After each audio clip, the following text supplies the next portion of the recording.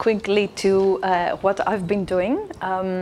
지금 뭘 하시고 계셨는지로 바로 이제 넘어가서 얘기해 주시겠습니다.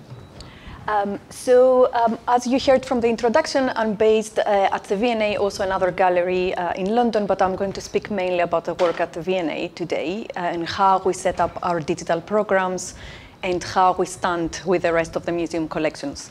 네, V&A 말고도 다른 데서도 일을 하시는데요. 오늘은 빅토리아 아웃 V&A에서의 활동을 중심으로 이제 어떤 작업들을 쌓아오셨는지 말씀드리고 싶습니다. So what I'm showing here is two posters from two exhibitions which happened at the same time, just after when we set up the digital programs at the V&A. One was the Digital Pioneers at the top, which was historical work from the 60s to 2000s, and then Decode. 두 포스터는 이제 같은 시기에 있었던 작업인데요. 하나 맨 위에 것부터 말씀드리면 60년대서부터 있었던 그 아카이빙 작업 디지털 파이오니어에 대한 포스터이고요. The other one is from Decode, which was showing contemporary digital art and design from 2000, mid-2000 onwards. 2000년대 중반부터의 그 디지털 작업을 보여주는 디코드, 해독이라고 해야 되나요? 네. 작업, 컨템포러리 작업이 이제 아래의 포스터입니다. So I'm just going to say very quickly a little bit about the collection at the V&A, which is linked to the it's linked to the work that we do. So 이제 어떤 작업들을 가지고 있었는지 설명해 드릴게요. So the Digital Pioneers included a lot of work from the collection that came from two areas: the Computer Art Society and Patrick Prince Archive. 컴퓨터 아트 소사이어티와 파트릭 프린스의 그 콜렉션들로 이제 이루어져 있는데요. 지금 먼저 본 그 디지털 파이오니어에 대한 설명입니다. The Computer Art Society I thought to mention because it's quite, there is a lot of relevance to the E.A.T. group, and it was founded in 1968. 68년도에 이제 설립된 컴퓨터 아트 소사이어티, 그러니까 CAS라고 줄여서 얘기하는데요. E.A.T와 관련이 많이 있어서 이제 설명드리고 싶습니다.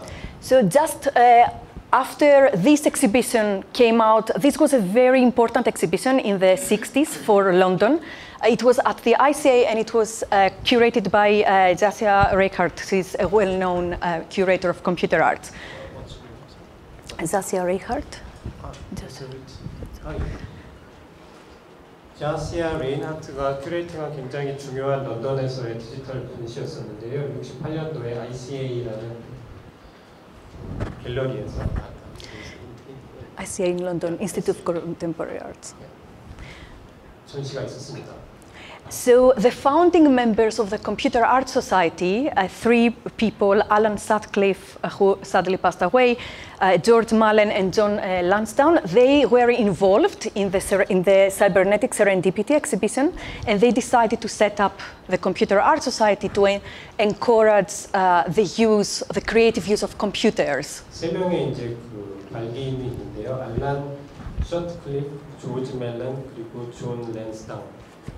그 세 명의 파운더가 이제 컴퓨터로 미술 작업을 하는 시도를 한 중요한 전시이고 그룹입니다.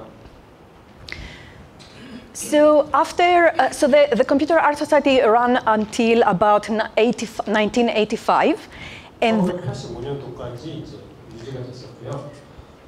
And then when one of the members, John Lansdowne, passed away, then at the UCL, the university, at the Birkbeck University in London, they decided to start digitizing the archive of the Computer Arts Society. 존 랜스다운이 이제 돌아가신 다음에 버백 유니버시티, 버백 그 대학교에서 이제 이 아카이빙을 할 결심을 하게 됐습니다. So this is one of the pieces from that I'm showing now is from the collection, and this came from the Computer Art Society, and this is from Manfred Moore, and it was a plotter drawing. So a lot of this collection is paper-based work, and it was like plotter drawings, but also later like generative artworks, etc. 지금 보여드리는 것은 콜렉션 중에 하나인 맨프레드 모가 1977년부터 79년까지 만든 작업인데요. 이제 종이에다 프린트하는 건데 이 스크린 프린터 데이터 도면 출력 장치로 이제 주문형 컴퓨터에 잡아놨어요. Yeah. So after they digitized the Computer Art Society, then a few years later, in 2007, the archive was donated to the Victoria and Albert Museum, and it was about 200 works, which was a really important move for the V&A to acquire this archive. 200 works of art. 네, 200점 정도의 그 작업이 이제 기증이 됐고요. 2007, yeah, it came to the. 2007년도에 이제 기부가 됐고 이제 그게 아주 중요한 V&A 콜렉션, 디지털 콜렉션 중에 하나로 있습니다.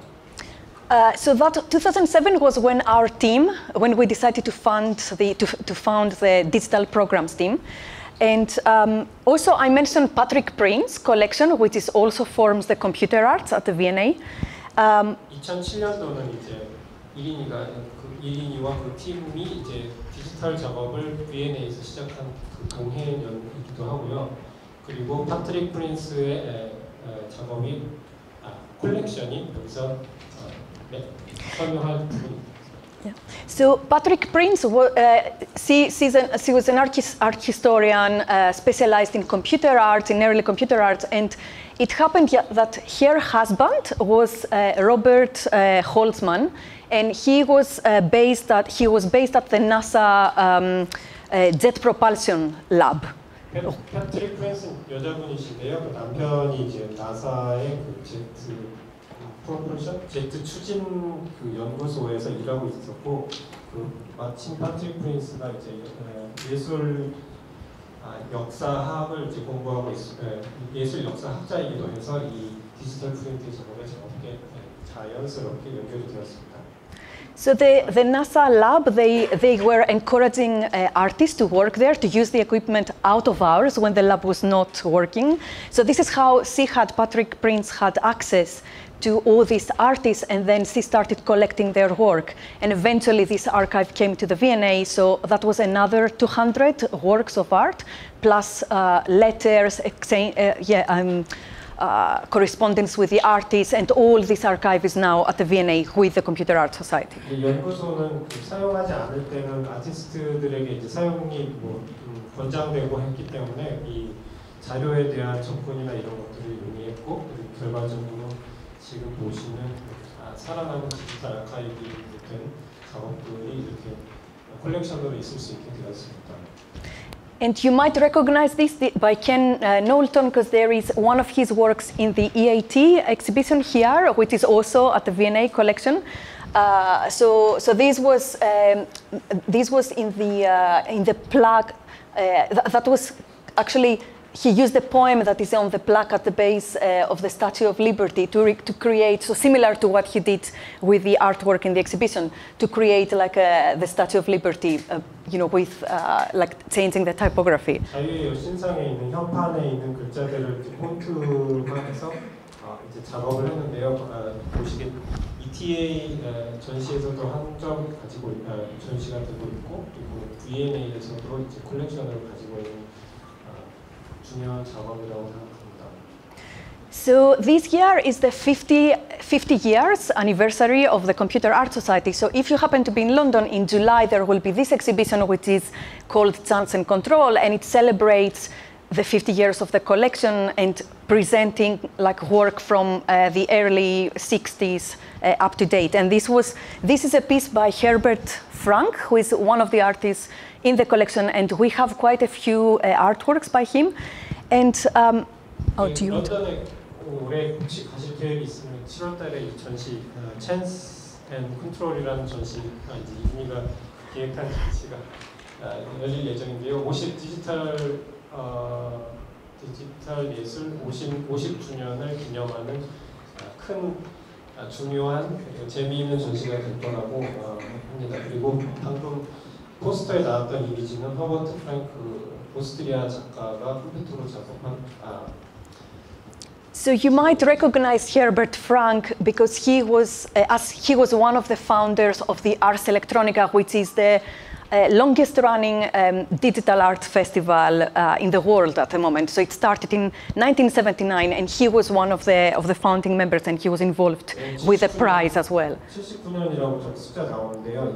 굉장히 오랜 역사를 가진 아트 일렉트로니카의 거에 처음 창립한 이 페스티벌을 처음 창립한 사람이 이제 허버트 프랭크고 그리고 작업도 만들어서 이제 미술관에 수정되어 있습니다.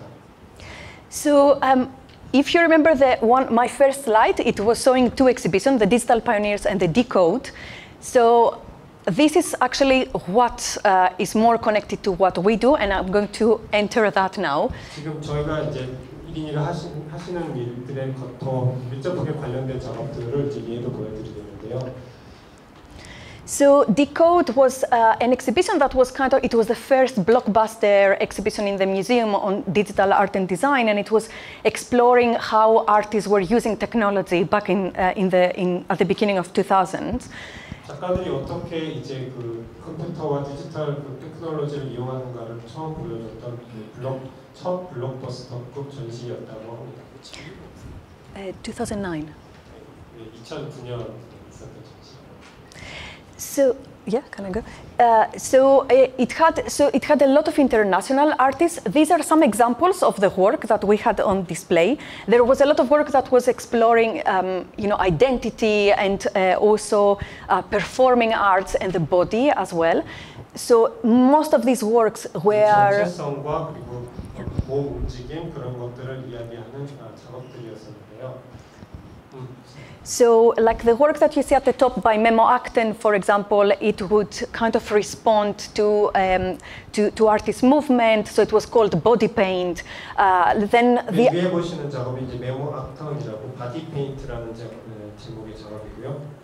Then the other two pieces, the one at the top and this one here, are part of the collection, and one was like a generative work by Daniel Brown, and then this one was by Carson Smith, and it was creating the identity of the Decode exhibition, and it was used with open frameworks, with processing.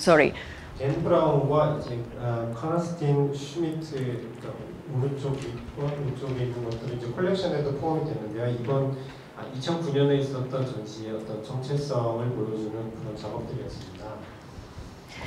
So back then, everybody was talking about what is digital, and how do we.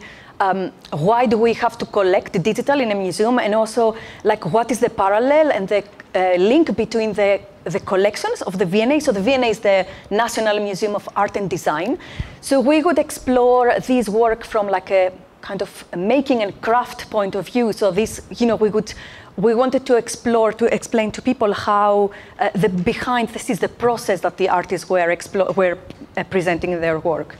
V&A의 정체성이 이제 아트 앤 디자인, 그리고 가보신 분 아시겠지만 이제 공예 중심 그런 것들이 많기 때문에 디지털 작업을 왜 자기들이 컬렉션을 하는지에 대한 이제 그 이야기가 먼저 됐어야 됐대요. 그래서 이 디지털 작업을 하는 사람들의 어떤 과정을 통해서, 공예는 아시겠지만 과정이 또 중요하잖아요. 그래서 어떤 과정을 통해서 그 작업들이 축적돼 나가는지를 이제 연구를 했다고 합니다.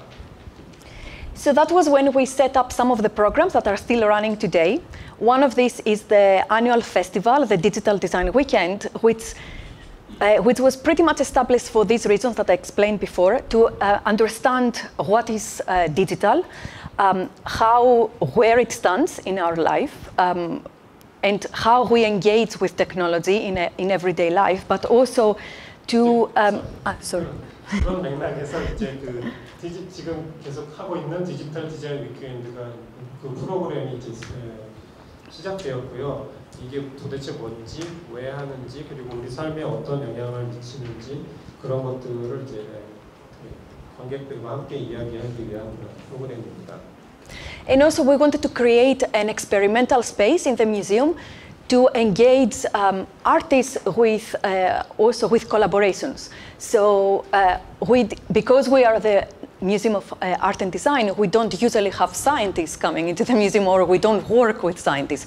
But we wanted to, because a lot of artists have been collaborating already, with biotechnologies or like with science projects. We wanted to create a space where we can engage with the public with this, but also to help these projects come forward. 그래서 이 디지털 디자인 위크에는 이제 작가들이나 여러 가지 아티스트뿐만 아니라 뭐 말씀하신 대로 이제 과학자들, 잘 미술관에서 보기 힘든 과학자들까지 함께해서 이제 그 과정과 만들어지는 그 의미 그리고 결과 그리고 과정을 함께 나누는 그런 프로그램이라고 합니다.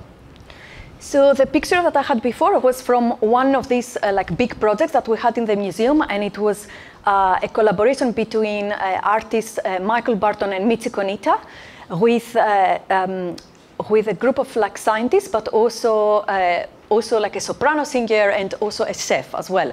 And 마이클 버튼과 미치 코니타 등이 이제 연관된 이제 알게 오페라라는 작업을 뒤에서 보시는데요. 이제 생화학자, 바이올로지스트. Yes, yeah. 생화학자와 이제 요리사 그리고 예술가 그리고 가수까지 함께 오페라 싱어까지 함께 협력을 한 그런 프로젝트였습니다. Nice, okay. So the artist created this suit that a soprano singer was wearing, and she could control with her voice, she could control her breath, the carbon dioxide in her breath, and grow algae. Oops, sorry. Like algae that goes in this tank. 그리고 이산화탄소를 컨트롤하면서 이제 알게 조류, 해조류, 독조류 할 때 조류 그거를 이제 키우는 그런 정치라고 합니다. So that was the reason why we did this performance was to engage people, because what happened is that the algae collected, then they were used to make sushi with a chef. So we created this performance for the public to talk about biotechnologies and how science and art converge, and how we might be producing food in the future if we are dealing with like environmental issues or challenges, or like extreme like weather, etc. 예술과 과학 그리고 이제 그 식과 함께하는 그런 거를 디자인하기 위해서 했는데요. 아마 이제 일본 분이 계셔서 그런지 이제 그 조류, 김, 스시 만들 때 거기에 쓰이기 위한 그거를 이제 환경적인 이슈와 함께 또 그리고 이게 이제 왜 저렇게 했냐면은 굉장히 안 좋은 환경에서도 뭔가를 잘하게 할 수 있는 것을 실험하기 위해서 이제 디자인했다고 합니다. So what happened with that previous project was that we had the opportunity for the artists to start like a long-term engagement with a group of scientists from across the UK who were using, they were working with like metal work, but also bioengineered bacteria. And that was a UK-wide project which was exploring how we could develop these methods to recover from the soil valuable nanometals. 이 그룹이 이제 굉장히 오랫동안 장기로 협력을 하게 된 것도 이제 이때 시작됐는데요. 흙 속에서 어떻게 나노메탈을 이제 뺄 수 있는가, 그리고 이제 여기 얘기 나왔는데 오염됐다는 가정을 하고 이제 거기서 어떻게 필요한 것들을 뽑아내서 이제 쓸 수 있는가 하는 그러한 이제 과학 예술이 협력된 퍼포먼스 그리고 프로젝트였다고 합니다.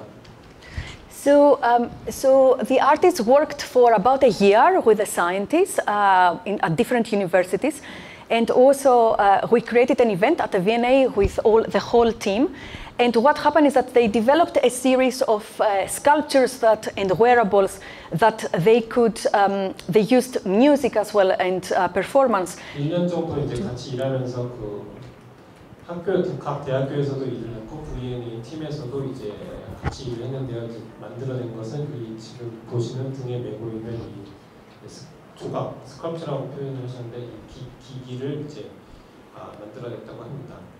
And the idea was to first, of course, to help people understand what the scientists were doing in terms of like, why they would go into, because of course there were a lot of questions about ethics and engineering bacteria, etc. But it was also to talk about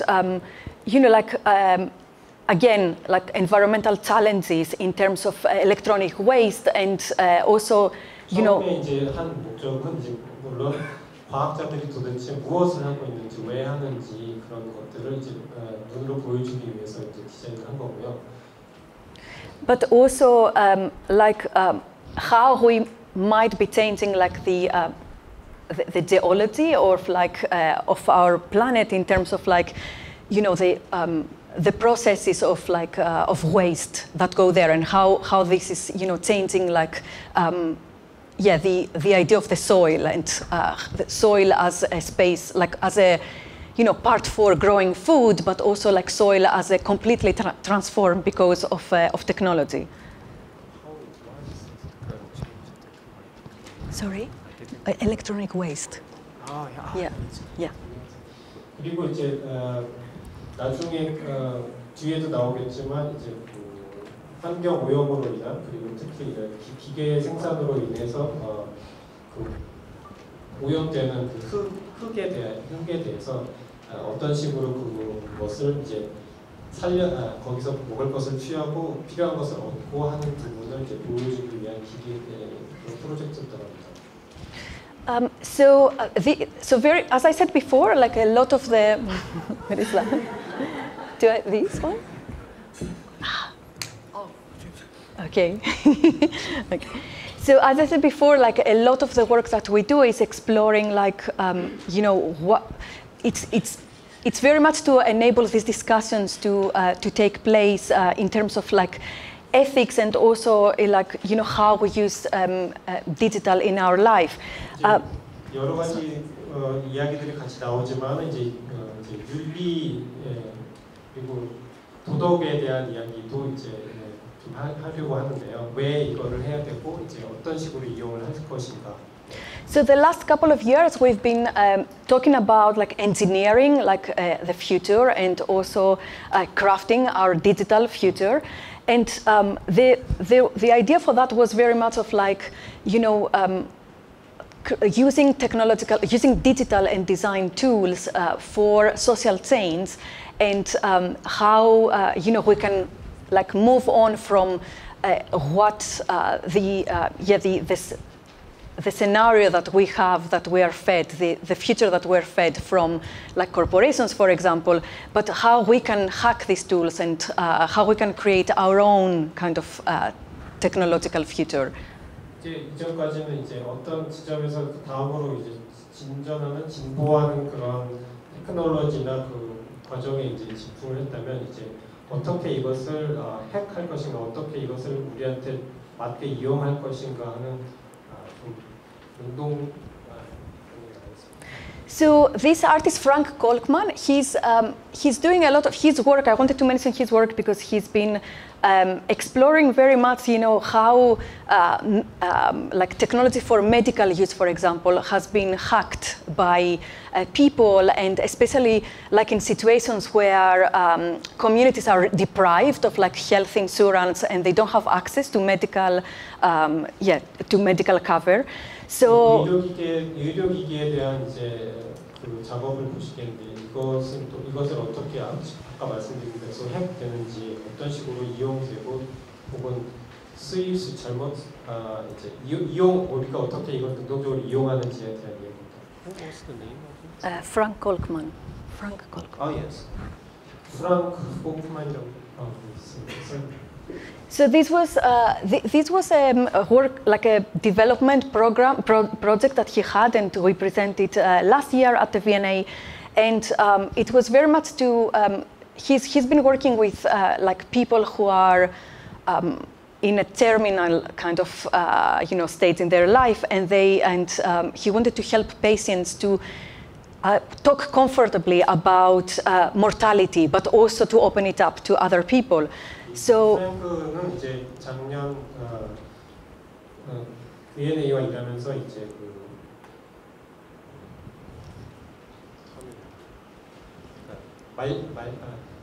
돌아가신 불치병, 죄송합니다. 불치병 걸리신 분들이랑 많이 일을 하면서 이제 그 사람들이랑 어떻게 편하게 죽음에 대해서 얘기할 수 있는지 그거에 대해서 이제 조사를 했다고 합니다. So his work actually, so this was an installation that was actually experiencing for people to experience an out-of-body, an out-of-body state, and it involved VR, but also this robot. So you could, it was a really bizarre experience actually. But what he does is he's not just working with art galleries and museums. He's collaborating with hospitals and scientists, and the idea is that it's not just the artist as the person who helps people communicate what science does, but it's also how art can benefit science as well. So how what he's designing and his art installations can help the medical profession, professors, or like hospitals, for example, to engage with these difficult ideas. 도움을 계속 받는 게 아니라 예술도 실생활의 도움을 필요한 곳에 도움을 줄 수 있는 그 한 가능성을 보여줬다고 하는데요. 이제 의료 시설에 실제로 쓰이고 아까 보여줬던 사진은 유체 이탈을 경험할 수 있는 기계라고 합니다. 그래서 이제 그만큼 자신이 유체 이탈을 경험하면 이제 죽음에 대한 인식이라던가 이런 것들이 좀 달라질 수 있기 때문에. 그리고 이제 이린이가 주목한 부분은 말씀드렸듯이 이게 실제 의료 현장에서 쓰이는 테스트를 했기 때문에 이제 얼마큼 예술이 이제 실생활에 도움을 줄 수도 있는가 하는 그런 부분을 얘기했습니다. So through our work, we've been exploring a bit what is the role of the museum or a public institution, especially if we talk about digital art and design. So what we wanted to create was a space that was something like a lab for people to work together, but also to create like an open access and open tools for the public. So we've had from 하나의 이러한 공간도 할 수 있다는 걸 이제 제안하고 싶은. 합니다. 연구소 랩처럼 이제 사람들이 와서 모여서 아이디어를 나누고 이야기하고 이제 어떤 사안에 대해서 새로운 과정과 결과를 공유하는 그런 곳으로. So we create a series of labs in the museum and meetings.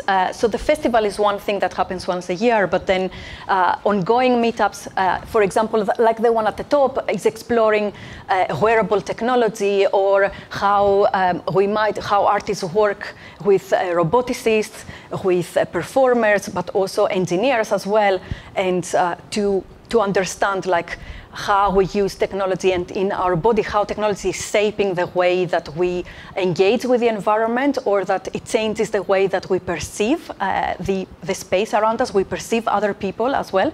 아까 말씀드린 페스티벌 이외에도 이 위에 보시는 예처럼 이제 입을 수 있는 그 디지털 테크놀로지. Have you finished? Oh, okay, like wearable technology, yeah. So how we engage with the environment and how we change, like for example, mobile phones change the way that we engage with our. 휴대폰이 저희 생활을 너무 지배하고 있듯이 그거를 실제적으로 모양을 바꿔서 어떤 식으로 많이 입을 수 있는 기술이 있을지 아니면은 더 몸과 접촉할 수 있는 것이 있는지 그런 것을 랩이라는 공간에서 함께 실험해 본다고 합니다. So another area that we've been exploring lately was working with artificial intelligence and robotics, and these two pieces are kind of from this ongoing work, although these were a bit more earlier. 이전에 한 거랑 조금 뒤늦긴 한데요. 이제 인공지능에 대한 작업이 이 안에 있는 두 작업입니다. Diamantini was developed in Sydney University, and what we did was we brought the whole lab from Sydney, not just the robot, but also the engineers as well, with the artists. And 디아만티니의 작업을 이제 한 작업만 옮겨온 게 아니라 전체 그 연구실을 이제 V&A로 옮겨왔다고 합니다. And what happened was that we wanted to have an open access to the lab because this was a work in progress. So the artists with the engineers wanted to create gestures for the robot to engage with visitors, with the public. 이제 그 옮겨온 다음에 한 것은 이제 공간을 이제 오픈 랩으로 한 다음에 그 Is what we're 관객들과 만나면서 이제 여러 가지 다른 이제 이슈들 우리가 왜 이것이 필요한지 왜 사람 모양이 형상을 한 것이 필요한지 노인들을 어떻게 도와줄 수 있는지 이런 거에 대한 이제 토론 이야기들을 이제 이끌어냈다고 합니다. And this is an ongoing project, so this year we're going to have like a bigger part at the festival, which is all talking about artificial intelligence. This was a more recent project that we commissioned, and we worked with KUKA Robotics, who is like the company who builds these industrial robots for factories, and also Autodesk. 그, 회사와 지금 진행 중인 그 의뢰한 작업인데요. And also Autodesk and Adelphi, who are designing, like who are working around machine learning and specifically like robots that work alongside humans. 특히 이제 사람 곁에서 이제 계속 옆에서 일을 하는 그 로봇에 대해서 연구하기 위해서 여기 있었다고 합니다.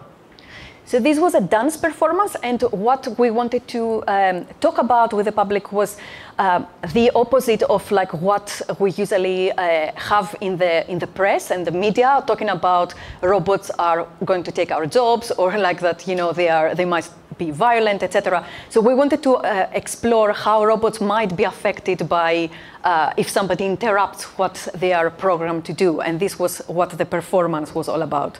댄스 퍼포먼스인데요. 이제 미디어에 나오는 것들이랑 좀 다른 접근으로, 그러니까 이를테면 로봇가 사람의 일자리를 뺏어간다 이런 게 아니라 여기서는 이제 프로그램된 이 로봇의 움직임이 사람에 의해서 어떻게 방해받고 영향을 받는지에 대한 거꾸로 해본 그런 작업을 합니다.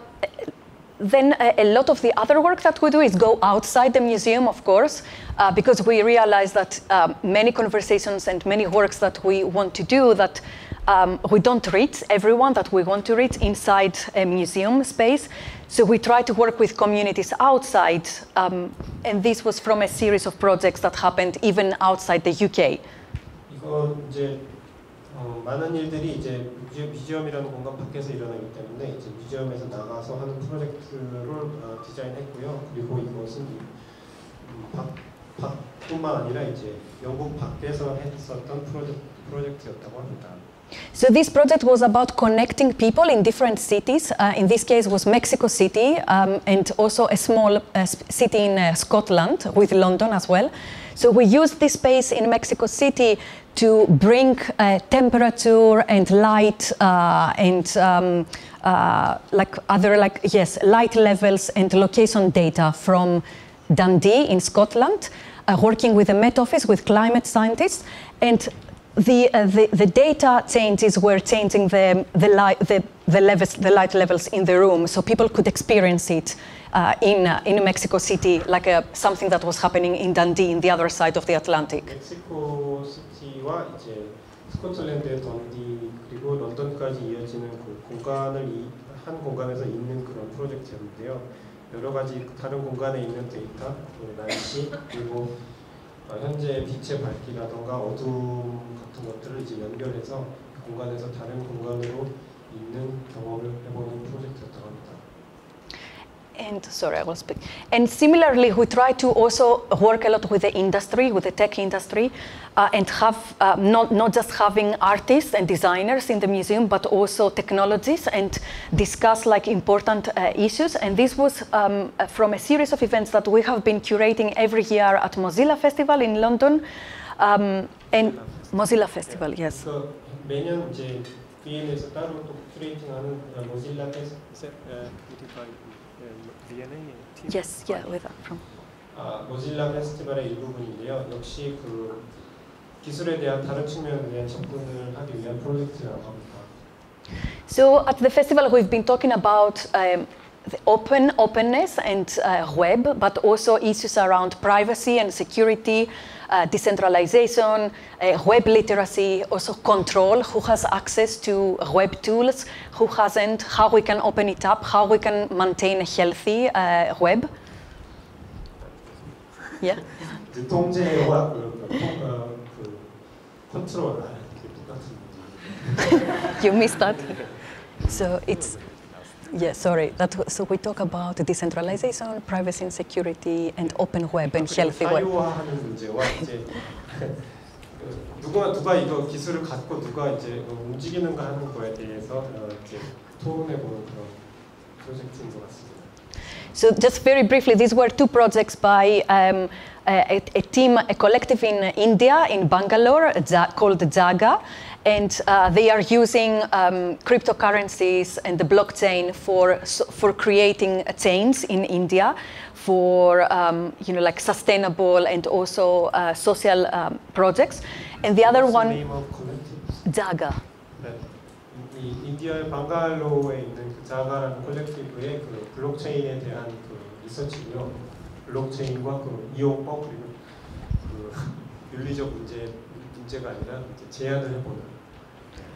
And the other project was by Mmca, and it was we were talking about as part of the web literacy project. We were talking about memes and also global social movements, and we invited people from different countries to send their memes and have a lab where they could understand like the connections between physical and digital.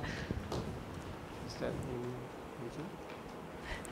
No, also same festival, Mozilla Festival. Also. She's Chinese and American. But it's the same Java. No, Mmca is the artist. She's just independent artist. Yes, yeah.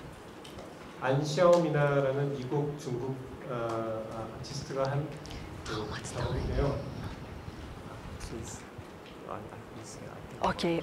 So it's a meme lab, but she was exploring memes and What is meme. You know the memes? 아, Yeah, memes and also protest. Yeah. 밈과 그 프로테스트에 대한 그 작업을 오른쪽에 보시는 것이 이제 안샤오미나의 작업입니다. I'm just going to speed up a little bit, so I will miss a few. So just going back to the E.A.T. and how some of the work that I've been doing, for example, has been a bit influenced by that. A few years ago, outside of V&A, I created a digital performance festival, which was exploring parallels in like, how artists and technologies or engineers are working together to bringing like their tools into the stage and dance performance. No, it's outside of V&A. This is like a performance festival. Yeah. V&A 밖에서 하는 작업에 대해서 잠깐 설명해드리고 싶은데요. 네트워크 앤 바디라고 이제 디지털이 인간의 뭔가 어떤 식으로 이제 만나고 표현되고 그리고 해석되는지에 대한 작업들입니다. Do you think you can tell me what institution that is? It's Watermans. 저 위에 워터만스라고 돼 있는 그 기관이네요. V&A 아닙니다 이거.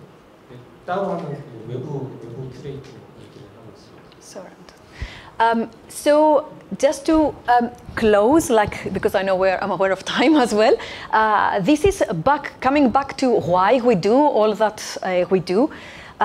This is some of the objects that the V&A has collected recently, and it's called rapid response collecting. 이제 다시 한번 우리가 이것을 왜 하고 있는지 어떤 식으로 접근하고 있는지에 대한 얘기를 다시 돌아서 하겠는데요. 이거는 이제 래피드 컬렉션이라고 하는 V&A에서 가지고 있는 그 몇 가지 컬렉션들의 얘기입니다. Rapid Response Collecting. So just looking at these objects which are in the market and we can all have access to, we understand a little bit, where we are at the moment in terms of like a society that is rapidly accelerating in terms of how we use technology. 모두 다 이제 시장에서 구할 수 있었던 그 제품들인데요. 우리가 어디에 있는지 어떻게 접근을 하는지에 대한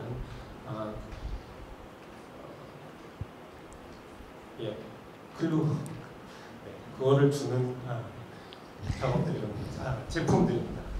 but also like, you know, potential issues and impact in terms of ethics, but also, you know, like privacy and so on, or like, yeah, like security, etc. So, for example, the connected toys that can be hacked and they can have access to personal data, to kind of the workers kind of terminal, which means that they track every single movement, to, you know, like the devices that connect our home and it's always online, and so on.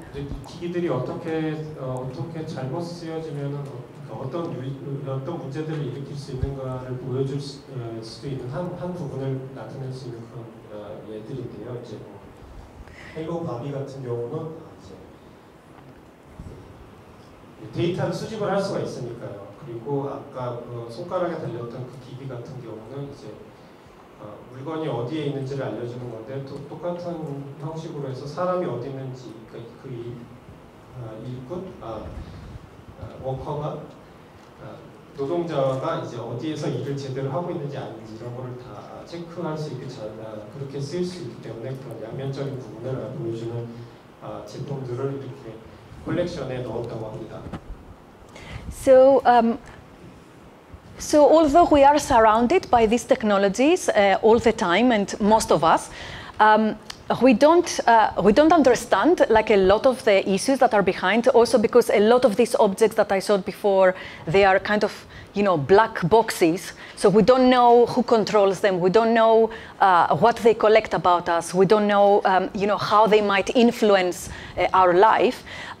So for us, like the importance of the role of the museum, or so what we do is that we need, like more than ever, the role of like artists to be working with, to be involved in these discussions more than ever, to engage in conversations about, to have this transparent, and to kind of, you know, sorry.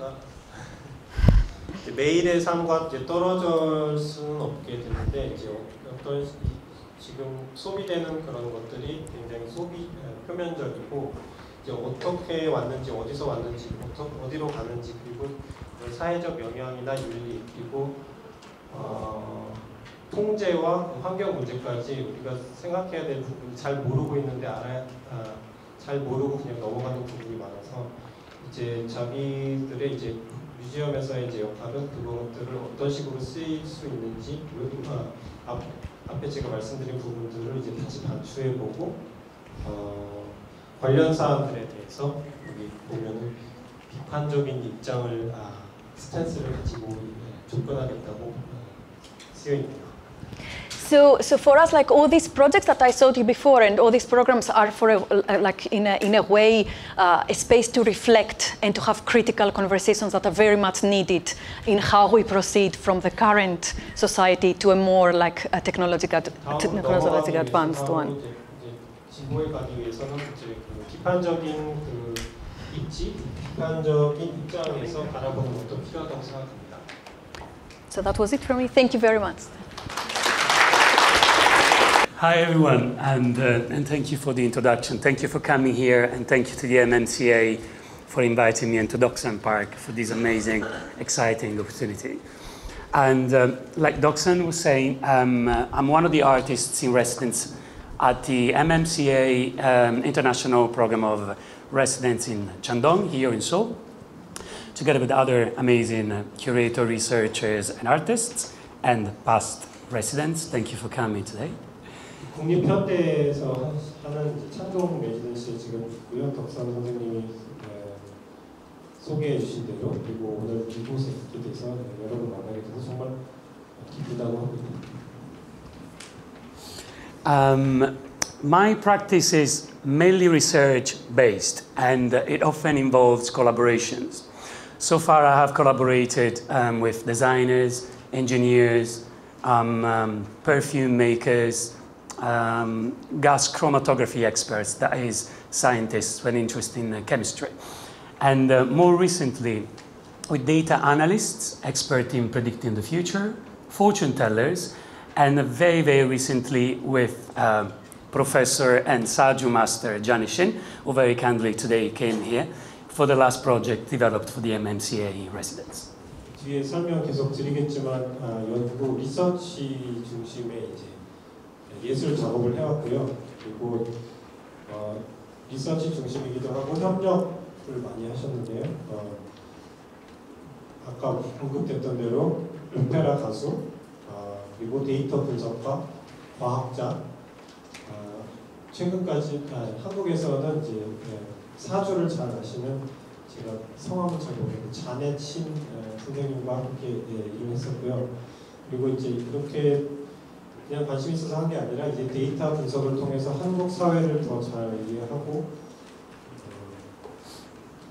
잠깐 얘기를 했었는데 한국 사회를 단시간에 너무 잘 이해를 하셨더라고요. 그래서 그게 아마 데이터 위주로 접근을 했기 때문이 아닐까 그런 생각을 해봤습니다. The most recent project I actually developed here in residency with Saju Master Gianni Shin was aiming at gaining a diverse understanding of what the future of South Korea specifically might look like based on some specific set of data, which I will talk about more into depth in a little bit. My practice encompasses sculpture, print, poetry, sound, and interactive installations. 최근에 사회학 국가가 발전해 온 그 한국의 다양성을 이해하기 위해서 말씀드린 대로 사주를 이용을 해서 이제 작업을 하는 게 굉장히 즐거웠고요.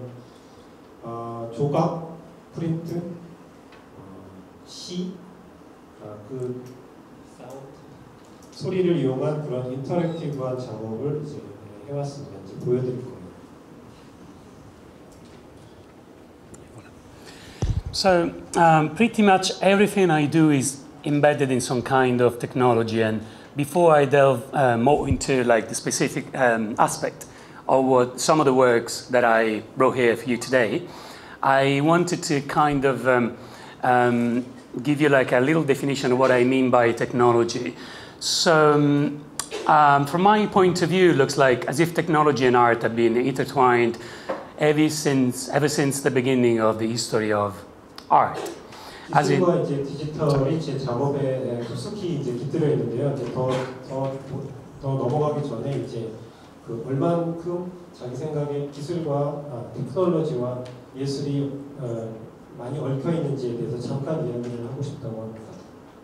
So behind me you can see a recap of quite like a big jump in time for what concerns the production of pigments that were later on being developed and used in paint. And it starts from the prehistory and basically goes on like until the 50s, because I didn't have space in the slide, and it's been like a big proliferation over the last actually 15 years. This is only to say that it's a story that started about 100,000 years ago, and 네, 이런 고대 거의 10만 년 전으로 넘어가는 뒤에 보시는 거는 이제 어떻게 염료가 이제 페인트를 만들기 위해서 어떻게 이제 발전을 해왔는가에 대한 간략한 표인데요.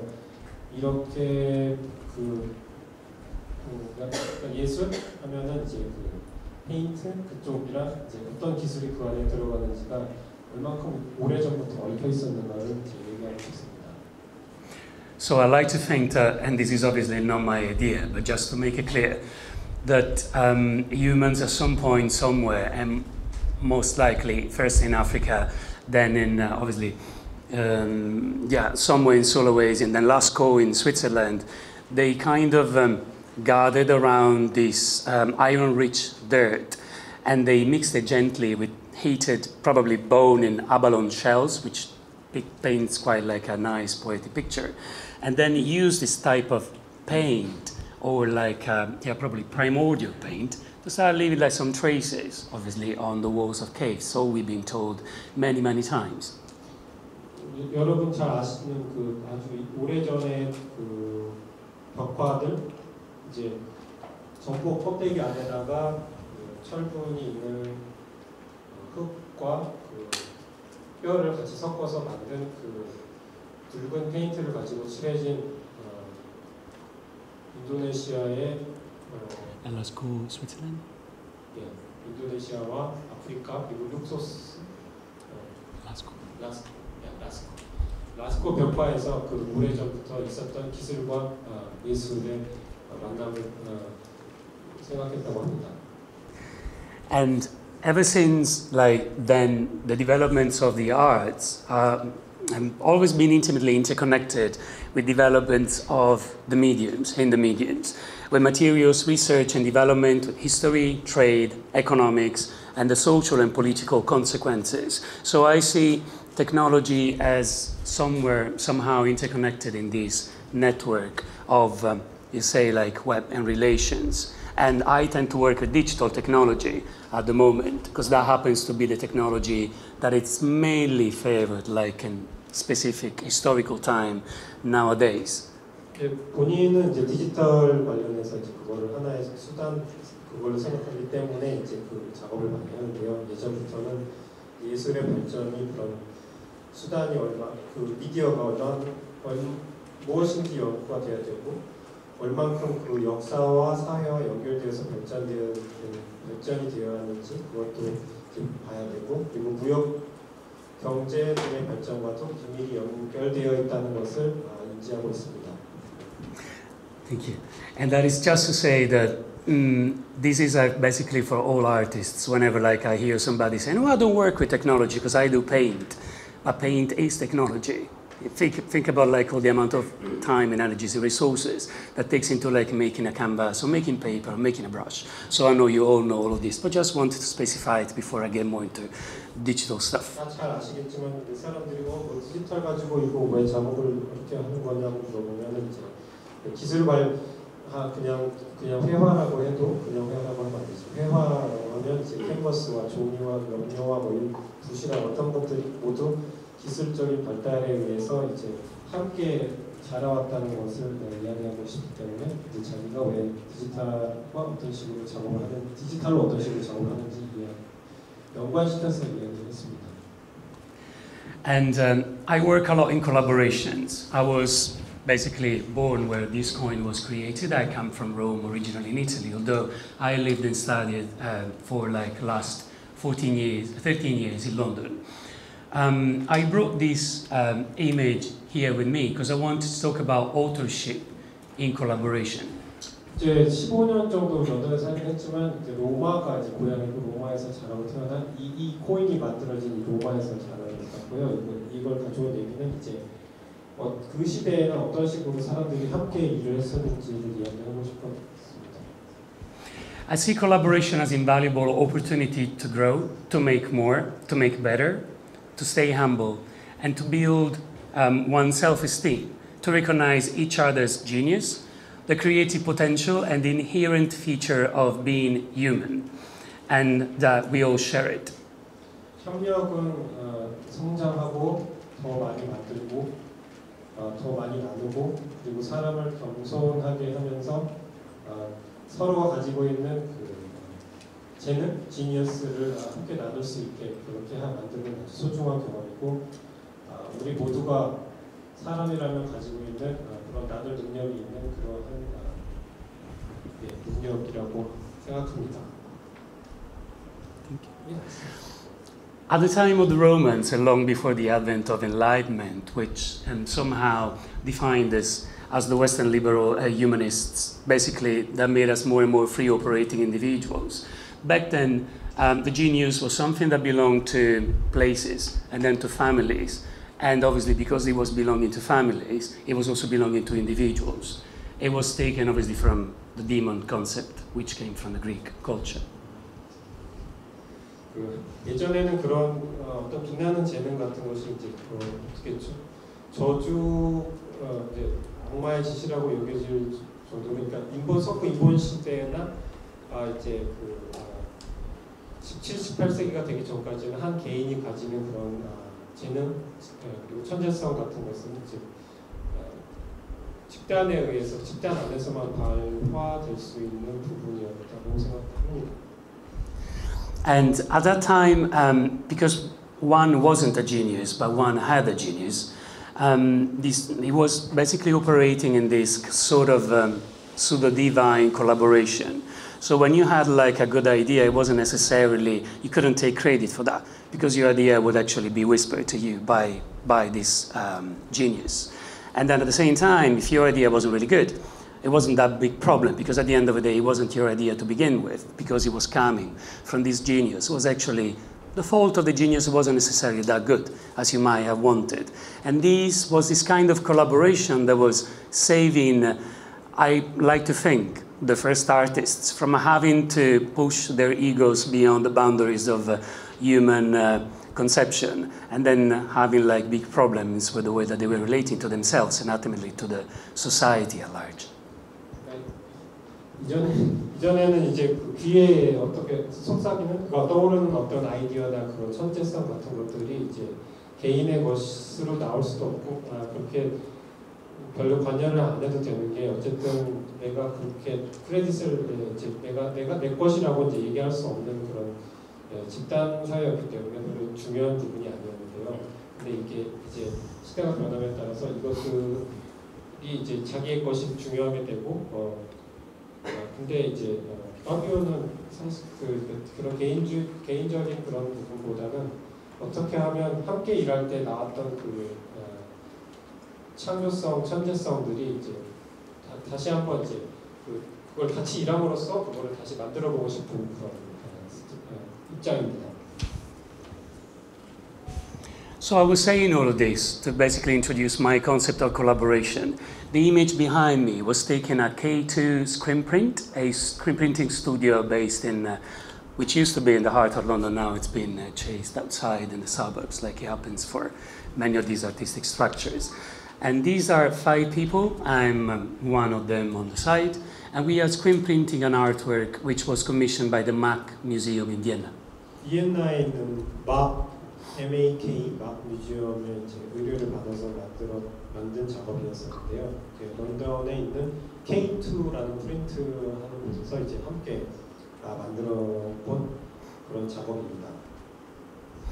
And as you can see behind me, and you will see in the next images, this screen print is rather large. It's not huge, but it's about like 2 meters 45 by 1 meter 30 something, meaning that you can't really do it by yourself. 245 by 1 meter 30. 네, 엄청 큰 건 아닌데 2.45m라서 혼자 할 수는 좀 혼자 하기는 힘든 그런 프린트였고요. And these 5 people are working at the unison, like together, as if they are one. And because as many of you might know, like whoever like has an experience, so those of you who might have had experience in screen printing might know that it's a very lengthy process and also very delicate. You only have a very little time to get something right. And especially when you work with something this big and with a budget that has to be respected, obviously, it's quite difficult to get it right the first time. So collaborations in these cases are vital for the for you to be able to actually make the job in time. 네, 앞으로 나오겠지만 이제 함께 일하는 부분이 왜 중요했고 이제 어떤 의미를 가지고 있지 이제 나오겠지만 그냥 보통 프린트는 아니고요. 한번 들어볼게요. And we are screen printing with oil-based traditional paint, commonly used also in screen printing, but we're also using a paint that is called conductive, or that was later rebranding as in electric paint. At that time, it was being created and the design in the studios in East London by Bear Conductive. And because I was working with them, because it was a part of our first collaboration, it was a collective commission from Mac. 에어 컨덕티브라는 회사의 이제 컨덕티브는 전도성, 그러니까 전기가 통하는 이제 물감인데요. 이제 이 앞으로 나올 설명드릴 프로젝트는 이제 그 에어 컨덕티브 치면 나오더라고요. 그러니까 전기 통하는 물감을 통해서 어떤 식으로 이제 그 테크놀로지와 이거가 만나는지 그걸 하기 위해서 이제 의뢰받은 그런 작업이었습니다. So at that time, specific different types actually of electric paint or conductive paint think about like painting with a wire. When the paint dries, it conducts a small amount of electricity, had been around ever since the 60s. The MIT developed their own version, which was one of the coolest, by the way. But this was one of the first ones to be created in completely DIY collaboration, so learning from each other in an open environment. 60년대 정도에 나온 지는 좀 된 그런 기술인데요. 이제 이 베어 컨덕티브와 함께 했을 때는 이제 DIY 누구나 하고 누구나 만들 수 있고 이제 오픈 소스화된 그 물감, 전도성 물감 만들기였다고 합니다. And it was the first one to be completely water-based, hence non-toxic. 수용성이라 이제 독하지 않게 이제 쓸 수 있다. As you can see, like on the top right image, there is also a microcontroller. That is another device which was being developed those days by the same company, or if you prefer, like a studio of designers, engineers, scientists from the Royal College and Imperial College in London. 마이크로 컨트롤러가 이제 오른쪽에 보면 그 컨트롤할 수 있는 작은 그 기기가 달려 있는데요. 이거 역시 그때 당시에 이제 쓰이기 시작한 기기라고 합니다. And at the time we initiated this collaboration, basically Bear Conductive was commissioned to create a piece for the Mac, and they invited me. And they also invited a designer, E.A.T.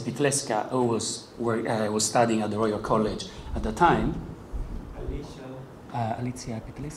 피츠레스카라고 로열 컬리지 오브 아트에서 공부하고 있었던 학생과 함께 같이 일을 했다고 하는데요. And when we decided to go down this route, and we thought, okay, we know what we want to do. We didn't know if that was possible with the technology that we had available. 어떤 거를 하고 싶은지는 이제 머릿속에서 그려져 있는데 이게 과연 가능할지, 이제 실현 진짜 작동을 할지가 이제 가장 큰 처음 해보는 그런 기술이라서 그 부분이 제일 겁났었다고 합니다. Specifically, we didn't know if the paint, once screen printed, would have stuck to the surface, and indeed it didn't stick to the surface. We had to do it like a few other times. And we didn't know if once we had the Tyvek sheets, because it had to be done on Tyvek. We didn't know if that would have actually worked. So imagine you are in this studio, it's a few miles down, a few miles away from your studio. You're making like these very big sheets, screen printed, which are supposed to be used as sensors, and then you have to go back to your studio few days, actually, kind of day and a half before going to install in Austria, and you don't really know if it's going to work or not. 이게 이제 페인트가 잘 붙어 있을지 프린트를 부직포에 했기 때문에 이게 집에 갔다 오면 다시 떨어져 있고 뭐 지워져 있고 해서 그 부분이 이제 부분을 해결하는 데 시간이 걸렸다고 합니다. So this whole process took 4 months of a long period of trial and error, most likely. And as it happens every time one does something for the first time, we encountered a series of unforeseen problems that we couldn't really imagine that we would have had to face at the beginning, despite like a long and, we thought, careful planning ahead. 4개월간의 이제 수많은 실패와 그 시행 작업 끝에 이제 불안하게 이제 프로젝트 시제품을 만들었다고 합니다. And we borrowed elements from design thinking. So having to find the idea, having to prototype, having to test that all over and over again, and finally, hopefully, find time, most likely at night, to refine the piece and craft it, because obviously you want it to look the way that, you know, cool as you want it to be at the beginning. 이 부분 제가 재밌어서 이 적었는데요. 저도 작업을 하고 있기 때문에 이제 파비오가 이번에 일할 때 처음으로 이제 디자인하고 그 공예 쪽의 이제 개념, 그러니까 그거 팀워킹 환경에서 그 개념들을 가져와서 이제 그 후에 다른 작업을 할 때 영향을 많이 줬었다고 합니다. 그래서 그때 배웠던 거는 일단 만들기, just start building, 그리고 너무 많은 시간을 소비하지 않기, 뭘 테스팅하는지 항상 머릿속에 떠올려 보기, 그리고 개선하고 만들어내는 거. 그런 프로세스를 통해서 이제 자기의 시각 예술 작업을 할 때도 많이 도움이 됐다고 합니다. Yes, indeed. That was when I learned quotes such as just start building, don't spend too much time, remember what you're testing for, and finally improve it, craft it if you have time.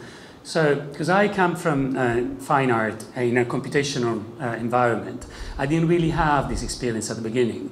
And I learned all this way of doing, which to many of you might sound natural, only by working in close conjunction with a team of designers and engineers.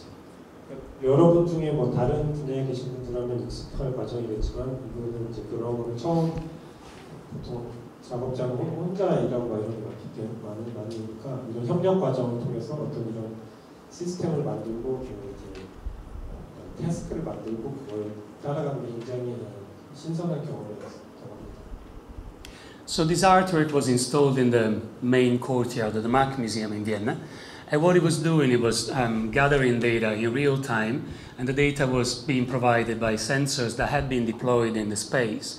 What we wanted ultimately to create was a sort of interactive metaphor of the relationship of humans visiting the body of the museum and the body of the museum responding to the body of the humans visitors. Because the artwork, once touched, would have enacted a let's say, data-generated soundtrack or different types, which were using samples gathered from hospitals and machines ultimately used to study the human body. 사람에서 나온 데이터도 있고 이 데이터는 온도, 습도, 바람 그리고 사람이 있는가 없는가를 이제 만지면은 이제 소리를 들을 수 있는데요. 그러니까 이 들리는 소리의 샘플 역시 사람에게서 나온 어떤 사람 몸에서 녹음된 그런 샘플들로 이제 이루어져 있고요. 이거를 여기다 한 거는 이제 이 건물 그리고 사람이 만나는 그 부분을 이제 표현하고자 하는 부분도 있었다고 합니다. When this collaboration finished, I found myself obviously with a cool artwork that I actually wanted to make for a long time. I was still in Goldsmiths at that time. So it was an amazing opportunity for me to be finishing like an MFA and at the same time to be given the opportunity to make an artwork. But also I was living with a network of people, of knowledge, and obviously of resources that I could have tapped into in the years to come to actually learn more and use some of this technology in some of my artworks. 이때 뭐 학생이었기 때문에 여기서 전시할 수 있는 부분도 많이 깊었지만 그것보다도 그것도 있지만 이제 이런 새로운 기술을 경험하고 그리고 사람들과 나누고 그리고 어떤 식으로 작업하는지 그 협업 과정이라든가 이런 걸 통해서 배운 것들이 굉장히 자기한테 도움이 되고 인상 깊었고 그렇다고 합니다. Okay, a few months later, and one collaboration after, it was thanks to the artwork in Vienna that I was commissioned, this time myself, and thanks to Irini Papadimitriou, by the way, thank you Irini again, to create my first artwork, and it was for the foyer of the V&A, which is my favorite museum. So that was kind of, living the dream experience, you can imagine, and there was a budget. And again, I went back to Mmca, to K2 screen print, and again it was a 5-man job screen print, because obviously if you have the money and the knowledge, why don't you make as big as you want it to be? And so the one you have in front of you is a big screen print on paper. 작업을 했기 때문에 너무 기쁘게 좀 더 크게 만들고 싶었다고 합니다. 아까 여기가 V&A 뮤지엄의 이제 로비인데요. 굉장히 크니까 그리고 기쁜 마음으로 자기 작업을 더 발전시켜서 이린이에게 감사하면서 이제 작업을 새로운 작업입니다. And at that time, it was 2013. It was made in 2013, but it was actually exhibited in 2014. Sorry, London was still paying. The world was still paying the consequences of 14. Sorry, yeah. London was still, and the world were still paying the consequences of a large financial crash. which was the consequence of a large financial crisis happened in 2008 when it was basically a result of a dirty job done with subprime mortgages originated in the US, but then with consequences that affected the whole world.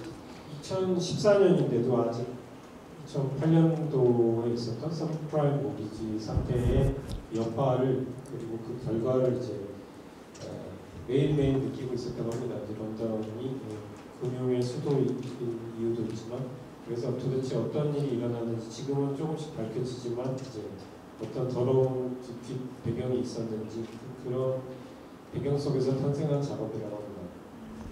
And the artwork this time was a product of another different type of collaboration. I purchased the data from the New York Stock Exchange, and every time somebody would come and touch the artwork would sing back at you the life of Lehman Brothers, the big company that was thought to be too big to fail, and yet it actually did go bankrupt in 2008 on the 15th of September. And triggering this whole series of consequences, probably one of the main players in this financial scandal of 2008. Oh, it sings. Yes. Based on data from Lehman Brothers. 네, 그래서 이 작업은 그 리만 브라더스의 그 거래 기록을 통해서 이제 만들어진 작업인데요. 사람이 이거를 이제 만지면은 이제 그 거래 기록 데이터에 의해서 이루어진 작곡된 좀 복잡하네요. 그 노래가 나옵니다. 소프라노가 이제 노래를 하는데 이제 그 노래는 일반적인 그런 노래가 아니라 그런 데이터에 의해서 이루어진 그 작곡된 그런 노래가 이제 나옵니다. 만지면 노래 나오고. 네.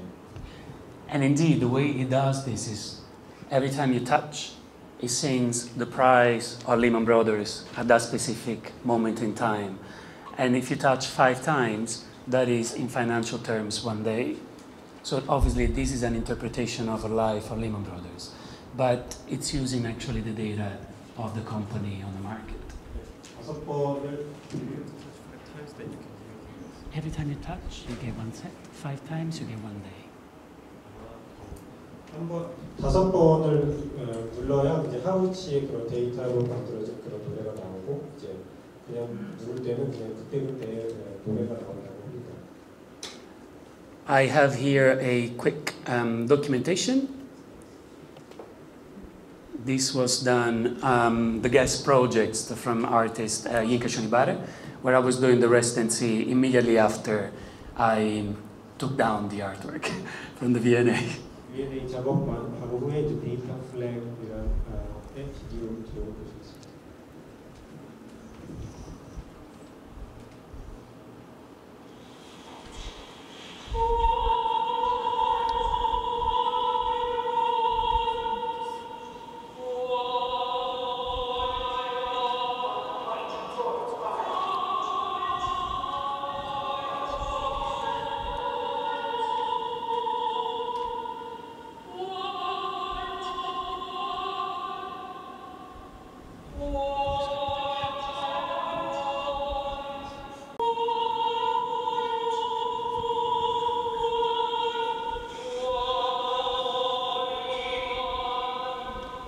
And it goes on a long way. Actually, it's never been played all the way to the end. You can imagine like 5 sets of data.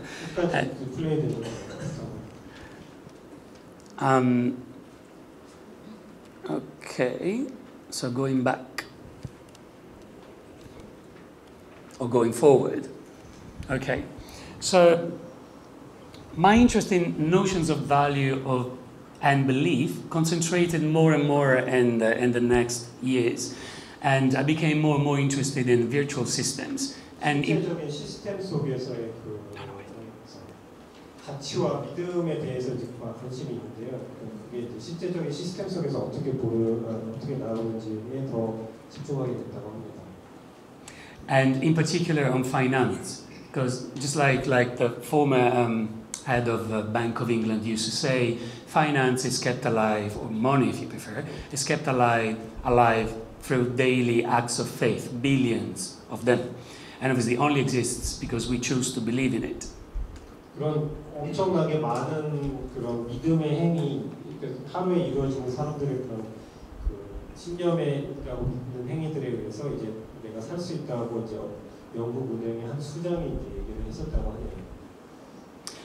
Usually, to be the fastest in financial terms equates to being the one who's going to close the transaction, aka the winner. And this is specifically true nowadays when, at least according to the last 5 years of studies, only in the US alone, between 65% and 72% of transactions are actually conducted by machines with no human control whatsoever.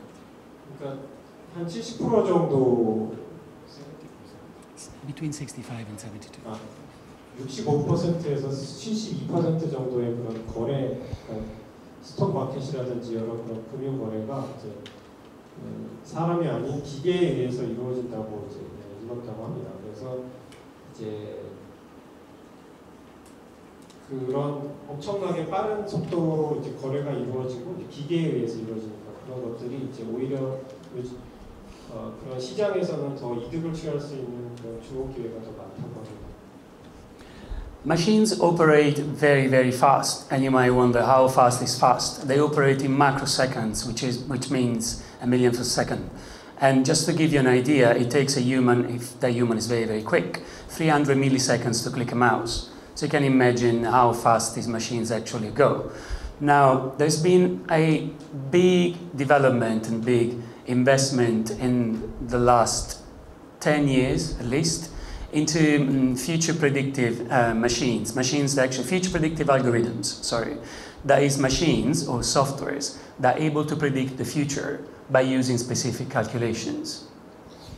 이 빠른 속도로 거래가 이루어지는데 이게 얼마나 빠른가 하면 이제 100만 분의 1초, 기계의 시간은 100만 분의 1초 단위로 움직이는데 사람이 한 번 클릭하는 그 속도는 300만 그러니까 300만 배가 사람이 느린 것 같아요.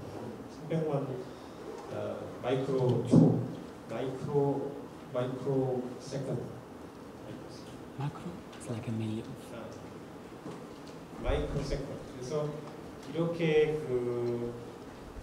이렇게 빨리 움직이는 기계는 이제 10년간 이제 인공지능의 기하학적인 발달로 미래를 이제 예측할 수 있도록 훈련이 되고 있었다고 합니다.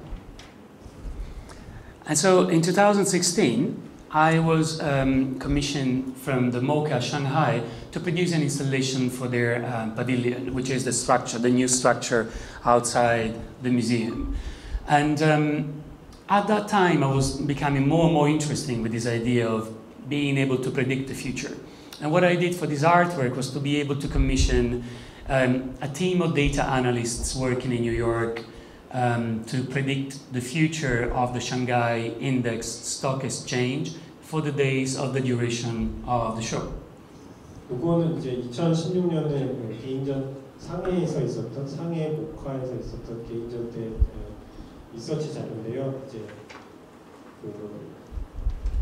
다른 과학자 팀들과 같이 일하면서 상해의 그 전시 기간 동안에 주식 시장을 과연 예언을 할 수 있을까 없을까 하는 그런 작업이었다고 합니다.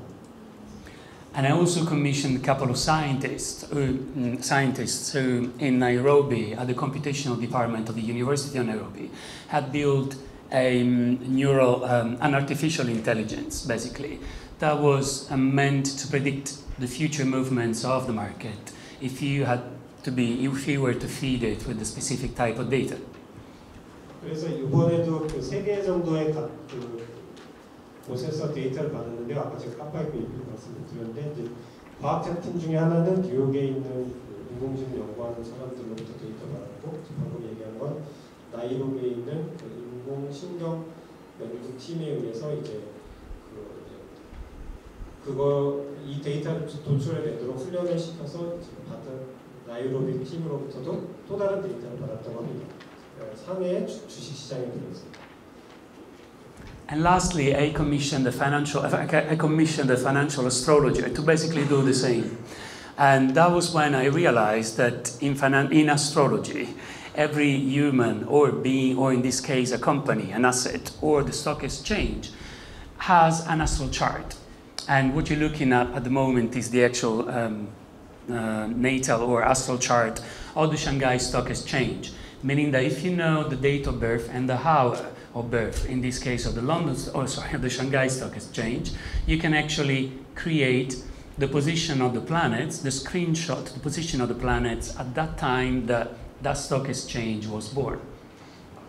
그리고 마지막 한 데이터는 이제 저도 처음 들어봤는데 금융 점성가, 금융 점성가로부터 이제 받은 데이터인데요. 여기다가 이제 생년월일 사주랑 생년월일을 외우면 그때 내가 태어났을 때 그 별자리들이 어떻게 있었고 그런 모습을 보여주는 건데 이제 여기다가 생년월일에 사람 말고 그 회사 아니면 그 자산, 그 에셋이 어떤 생겼을 때 그 생년월일을 통해서 그 운명과 점성술을 통해서 추측하는 데이터라고 합니다. And as funny as this might sound to some of you, the idea is that if you know the position of the planets at that time, that thing, in this case, the Shanghai Stock Exchange, was made, then you can obviously double check that one against the current position of the planets or transitions of the planets, and then you can discern potential beneficial or non-beneficial movements that you might want to operate, in this case on the market. As funny as this might sound, it's actually a huge business in the West. And just to give you an idea, Goldman Sachs, at the end of the 90s, they invested a large lump of money with this idea of wanting to create an interrelation between the movement of the markets and the movement of the sun in relation to the earth.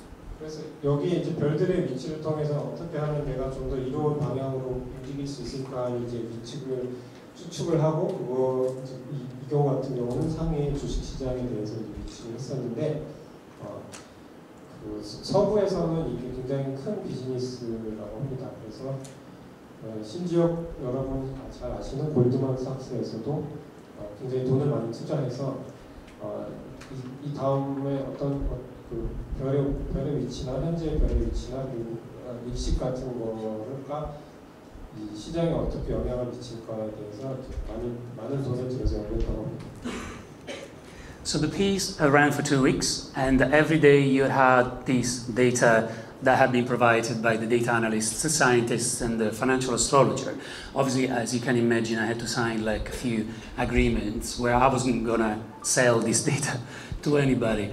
And if you knew what the data was all about, you could have come to the Shanghai the Museum of Contemporary Art, interact with the installation, and sort of use those numbers to trade on the financial market those days. 자신은 이 데이터를 쓰지 않겠다고 이제 서약을 하고 그 데이터를 받은 거라고 하고요. 이제 2016년에 그 개인전에서는 여기다가 실제로 점성 Shanghai. Yeah. They attend the venue and stay there for 2 weeks. Yes. At the museum. 그래서 마지막 That was the name of the artwork. There was no fortune tellers. Just you got just. Yeah, you could go and use that data. 예, 이게 제가 잠깐 착각했는데 이 작업 이름이 포춘텔러고요. 거기에 실제로 포춘텔러가 있었던 건 아니고 이제 데이터만 받아서 아까 말씀드린 나이로비, 뉴욕 그리고 그 점성가들한테 받은 3개의 데이터를 이렇게 여기서 체크하고 사람들이 이제 주식시장에 대해서 알아볼 수 있게 The shape of the artwork was shaped by using the last 10 years of the Shanghai Stock Exchange.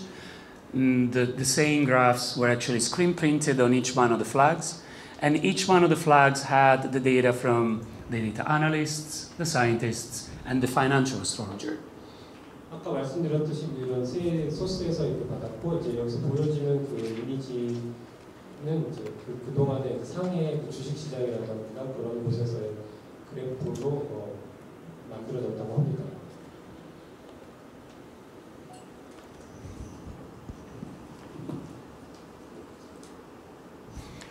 And sorry, I'm buying myself some time while I I didn't take the first part out. Okay.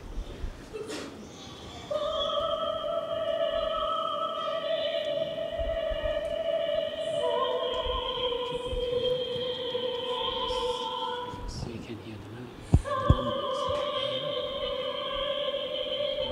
That's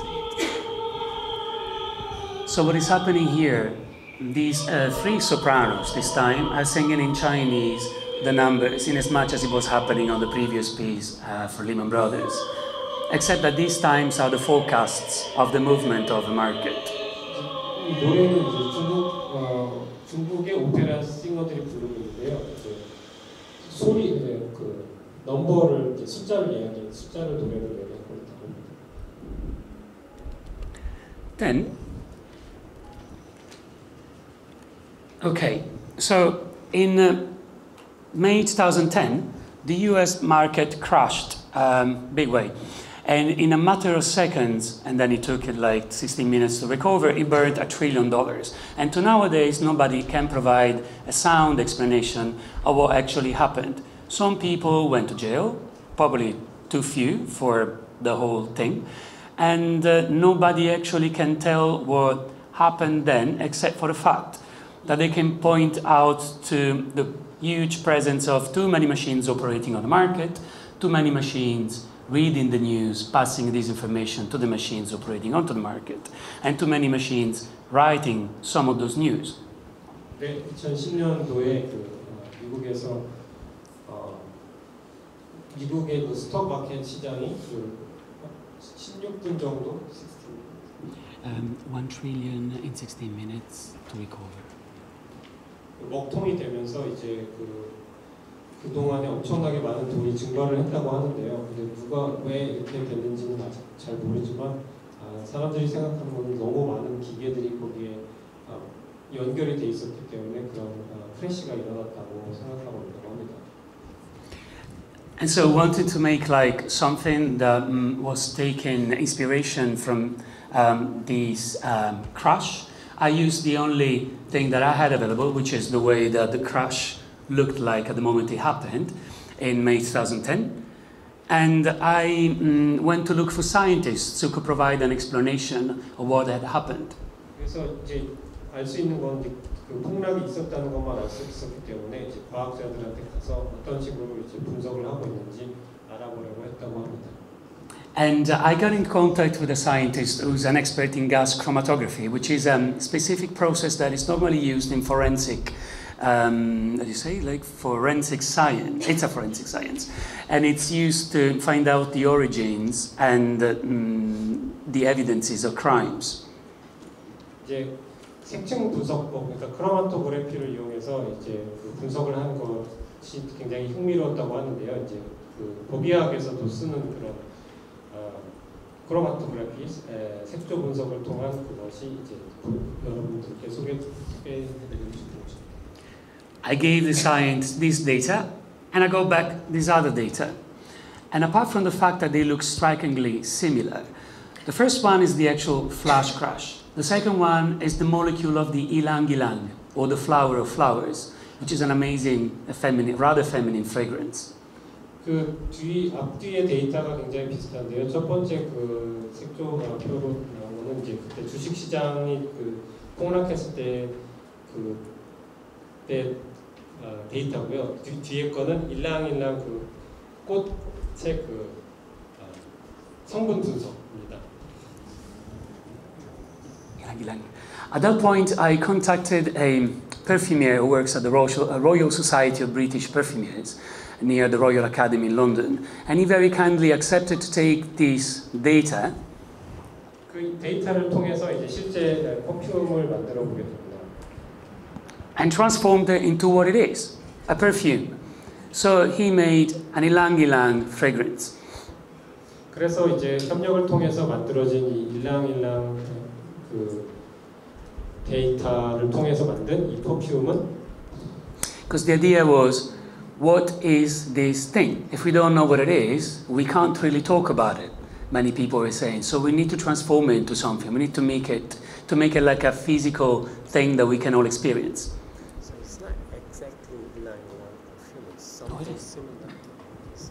그래서 이것을 만들어진 것을 봤을 때는 이게 뭔지를 이게 왜 여기에 있는지를 알 수가 없지만은 이제 그 아이디어는 이제 같은 그래프를 가진 같은 성분을 가진 같은 색조표를 가진 이제 주식의 폭락과 이제 일랑일랑의 향수를 이제 대비시켜서 보여주고 있습니다. So the perfume is housed under the glass jar. You can lift and smell it and have this experience. On the left you have the original data. On the right you have basically the ilang ilang formula, and it's etched on brass. And it's also available as a fragrance for women. Obviously, it's a limited edition perfume. Obviously, it's all a bit ridiculous, but you know, you can do these things in art sometimes. 예술이니까 가능하지만 이제 한정판으로 이렇게 만들었고요. 이제 아까 보신 거는 샵에서 보신 분도 계시겠지만 글라스 돔을 이렇게 열면은 그 안에 일랑일랑 향수의 냄새가 나고, 그리고 왼쪽 오른쪽에 있는 데이터는 말씀드린 대로 주식 폭락과 이제 일랑일랑의 색조 분석표. The funny thing is, like, obviously the perfume is called Flash Crash, and it's a strikingly feminine fragrance, which is in direct stark contrast with the data that originated it. Think about like how much testosterone there is in the financial world and macho presence. 이제 향수의 이름은 주식 폭락, 플래시고요. 재밌었던 거는 이제 얼만큼 이 일랑일랑 향수가 굉장히 자기 생각에는 여성적인 향인데 그 주식 폭락에 그게 가져온 결과를 생각하면 되게 아이러니한 일이라고 생각합니다. And the last project that I brought with me, I came to Seoul to participate in the residency, and I wanted to understand South Korea through the lens of official data. So I gathered data which are normally called official statistics, produced by non-government and government agencies or institutions, which is then used mainly by the government or other researchers. 잠깐 말씀드렸듯이 이제 짧은 시간에 한국을 알아보기 위해서 이제 공식적인 그리고 정부, 비정부 그리고 여러 기관이 제공하는 그 데이터를 통해서 한국을 들여다보기로 했답니다. It's a large database. Actually, it's different database combined together. It spans from education to agriculture, politics, economics, and is commonly provided by these agencies, or anyway, these bodies, to assess the different levels of development of a country, but also to understand, to operate projections and to understand how that country might be developing in the future. 이제 여러 가지 기관의 여러 가지 도표들은 각각 제각각의 이제 기능을 하지만은 이제 현재가 어떤지를 보여주지만 현재가 어쩐지도 보여주지만 어떤 식으로 갔으면 좋겠다 하는 부분도 이제 분명히 들어 있다고 생각합니다.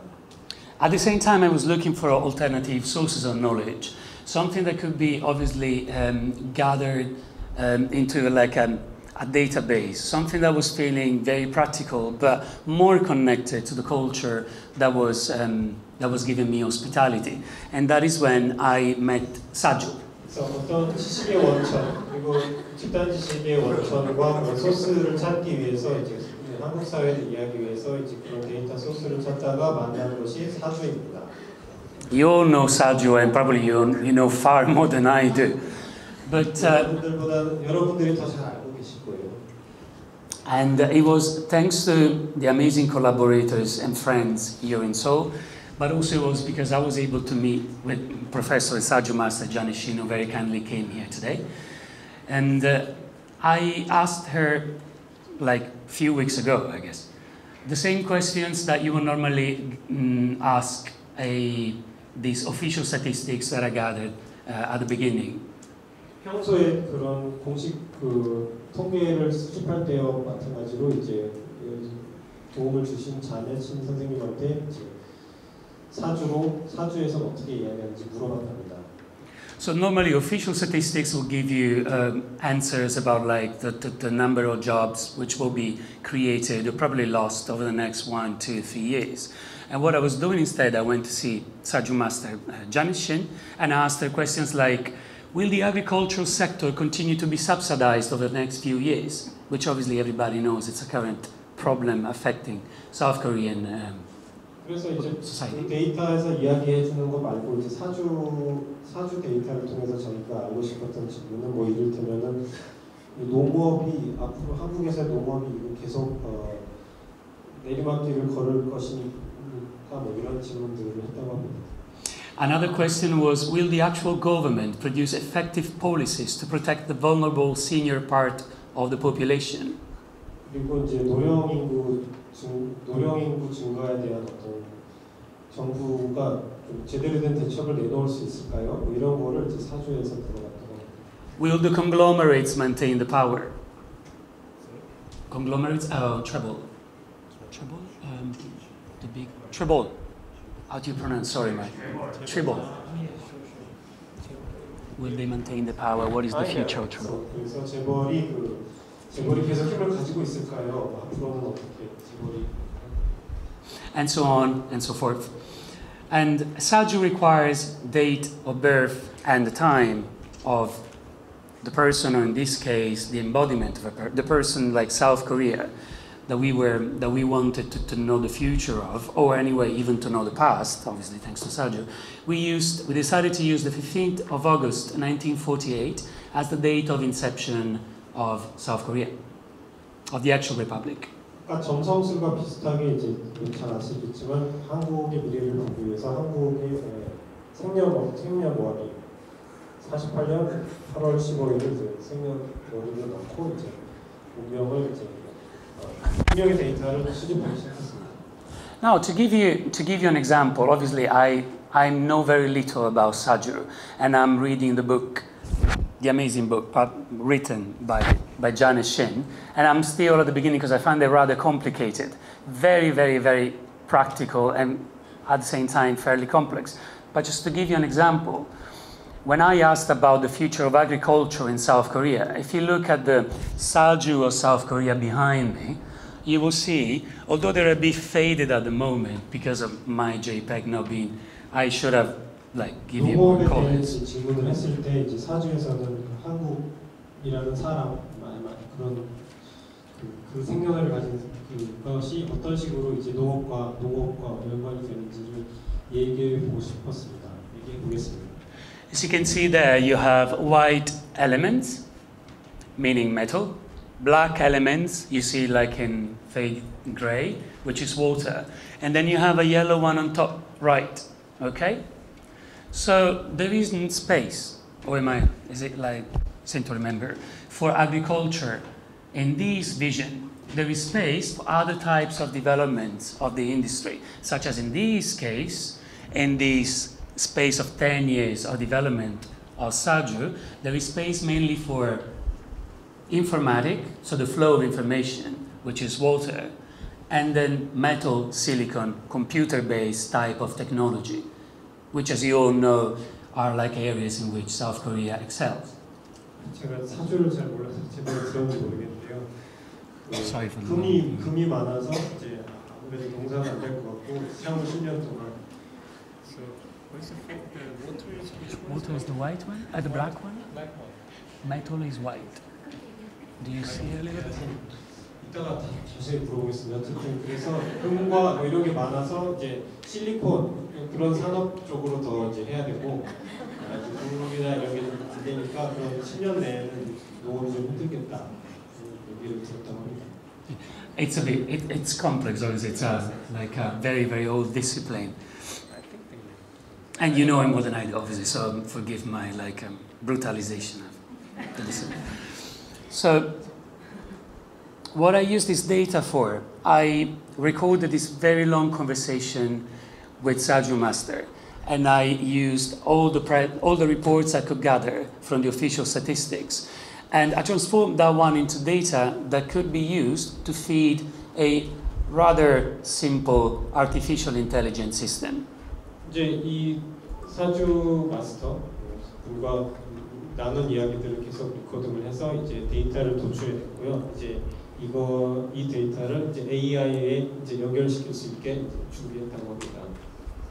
And The results were first produced in English because it's the only language that I actually sometimes struggle with, but it's the only one that I can use in coding. And then it was translated into Korean because I wanted people to have a more direct relationship with it. 언어는 이제 영어였는데 이제 그걸 코딩할 수 있었기 때문에 그 다음에 이제 한글로 번역을 했다고 합니다. So the artwork is called the Capital Standard as to reference this whole idea of gathering standards out of data and the whole idea that data doesn't have an agency, sometimes they say. Though I completely agree with what Irini was saying before me. Technology definitely has one as soon as it becomes information. And it was created and installed as part of our residency in one of the galleries of the Mmca Chandong.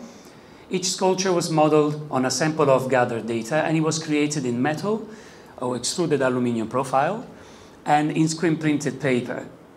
The metal to reference this whole idea of labor and production and value, because this metal is normally used to create temporary workspaces. The paper to reference the whole idea of information as a document. Paper as for being one of the oldest medium of us recording data from the past. 지금 보시는 작업 설명인데요. 제목은 캐피탈 스탠다드, 자본의 어떤 그런 기준. 그리고 이제 이게 창동에서 이제 전시했었던 그런 작업인데요. 알루미늄 프로파일을 통해서 이제 여기 아까 보셨던 그 같은 작업 방식으로 이제 프린트가 되어 있습니다. 그리고 관람객들이 이제 저 프린트를 만지면 이제 한국의 미래가 이제 들리는 거죠. Each screen print is an abstracted representation of all this data that I gathered, because the idea was, if all this data that we are believing in ends up being collected in so-called black boxes systems, that is, instruments or like databases, so to speak, they are closed, that you can't really see what's inside, because they're protected by IP. We feed it with data every day. Think about Google, Naver Map, Amazon, and so on and so forth. We don't know what happens to that data because when it comes back to us, it comes back embodied in other strange forms. And think about like going back to Facebook and asking what's happening with your data. Obviously, you've been following the news and you know what's happening. So this is all to say that in my opinion, and actually it's not my opinion because I'm borrowing it from Harari and other thinkers and intellectuals across the world, there is a phenomenon known as data religion, which is definitely becoming more and more prominent in our society.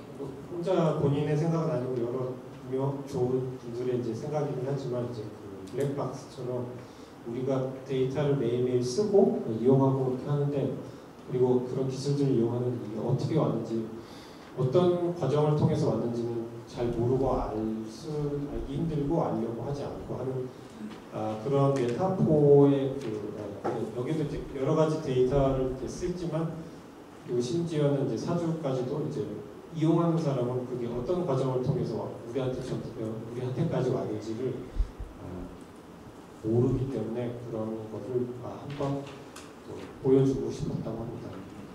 And if there is a data religion, how would these gods be looking like? So I thought perhaps they might look like the histograms of all this data that has been gathered. 이제 그걸 만약에 형상화할 수 있다면 어떤 식으로 보여질지 이런 그런 도표로 보여질지 아니면 그런 어떤 형상으로 보여질지 이런 거에 대한 이야기를 하고 싶었다고 합니다. 그런 릴리전을 형상화하는 시각화하는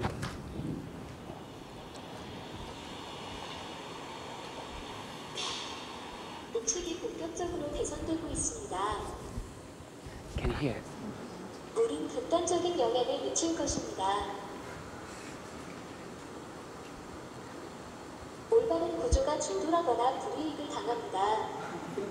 세계의 아름다운 꽃들은 1세기 만에 한계에 직면하게 될 것입니다.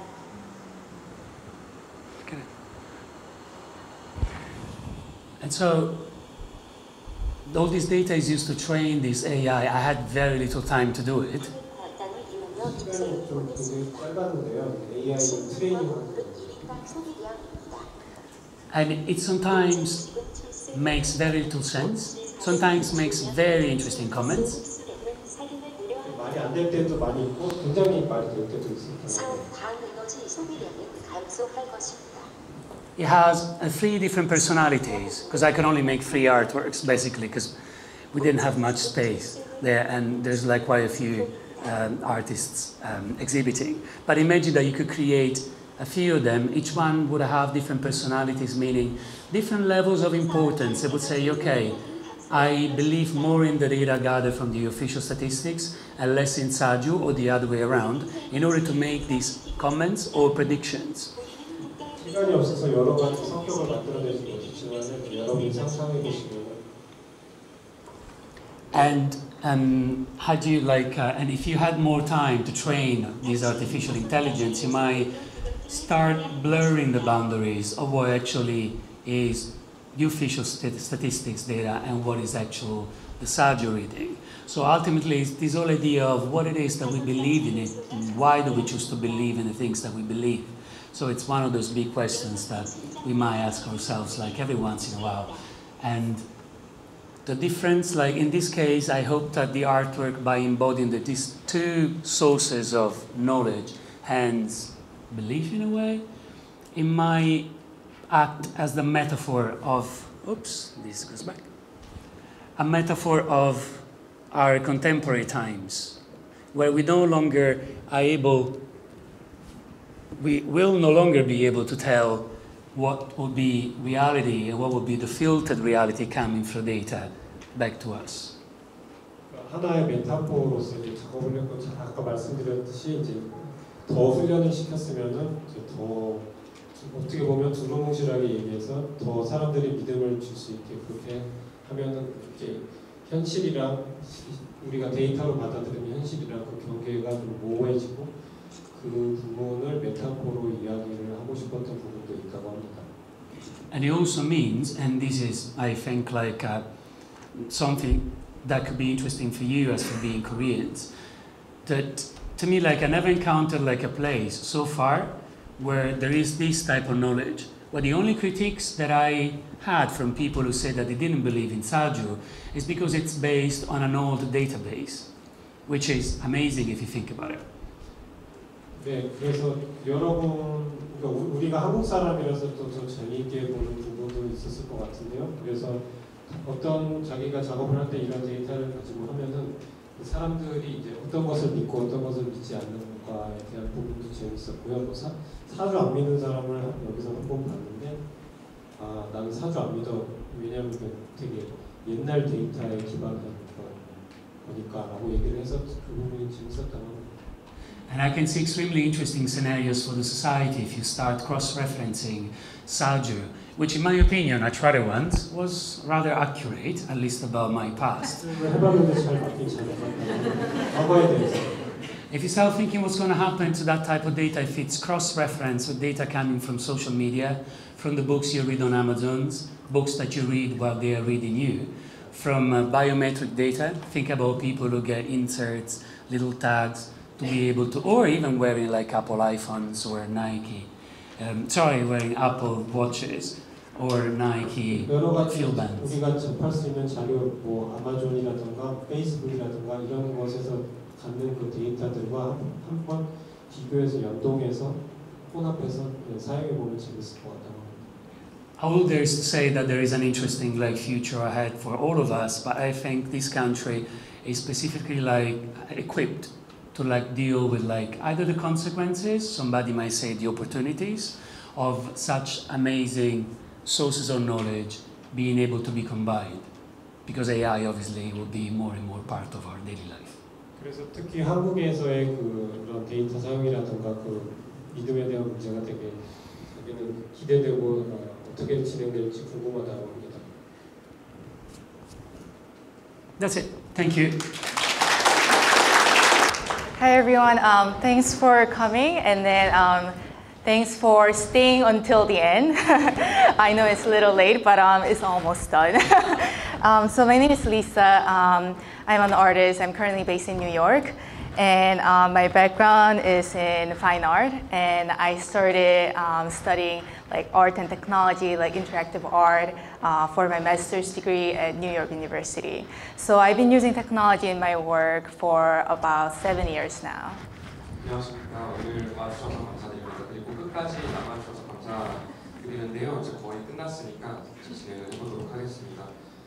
제 이름은 미사이고요. 뉴욕을 기반으로 활동을 하고 있습니다. 학부에서 미술을 전공했고요.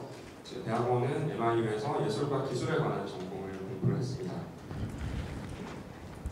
So my works focuses on creating interactive installations and performances with mainly using biometric sensors, such technology that is able to measure heartbeats like brain waves and touch conductivity. 그래서 저의 작업은 주로 설치와 퍼포먼스 작업인데요. 생체 데이터를 측정하는 센서들을 활용합니다. 예를 들면 심장 박동이라든지 뇌파라든지 아니면 몸과 몸이 닿아서 전기가 전도되는 것들을 측정하는 것들을 사용을 하고 있습니다.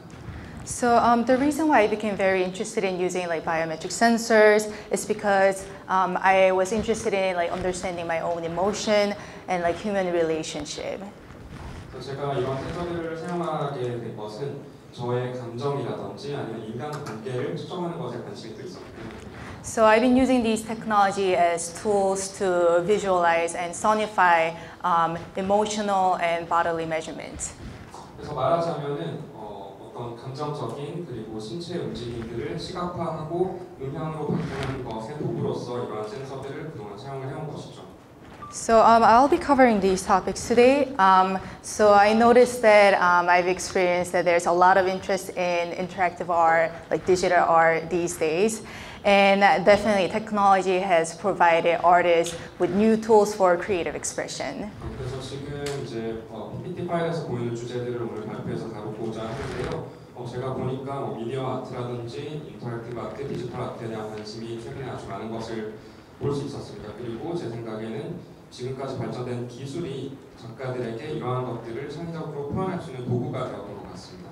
So when we talk about like interactive art and digital art, it's difficult not to mention about E.A.T. program, Experiment in Art and Technology.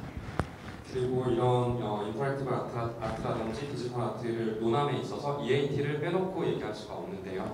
Because E.A.T. was the forefront of interactive art. 왜냐하면 E.A.T가 인터랙티브 아트에 있어서 최전선에 있었기 때문이고요. And as one of the artists, the generation of artists who is inspired by E.A.T. program, I'm very excited to give a talk about the E.A.T. and also about the current residence program that I was involved in.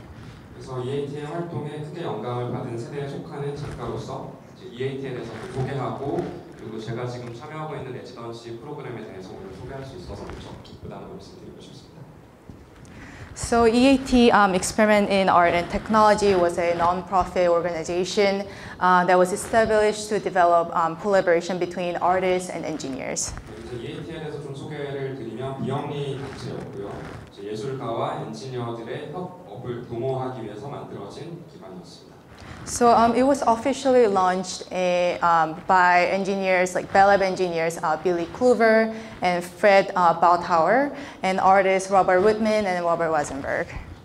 그래서 지금 처음 E.A.T가 시작된 것은 벨랩에서 근무를 하고 있던 엔지니어들인 빌리 클루버라든지 아니면 프레드 바우타우어 그리고 작가인 로버트 라우셴버그와 로버트 위트만 같은 사람들에 의해서 처음 설립이 되었습니다.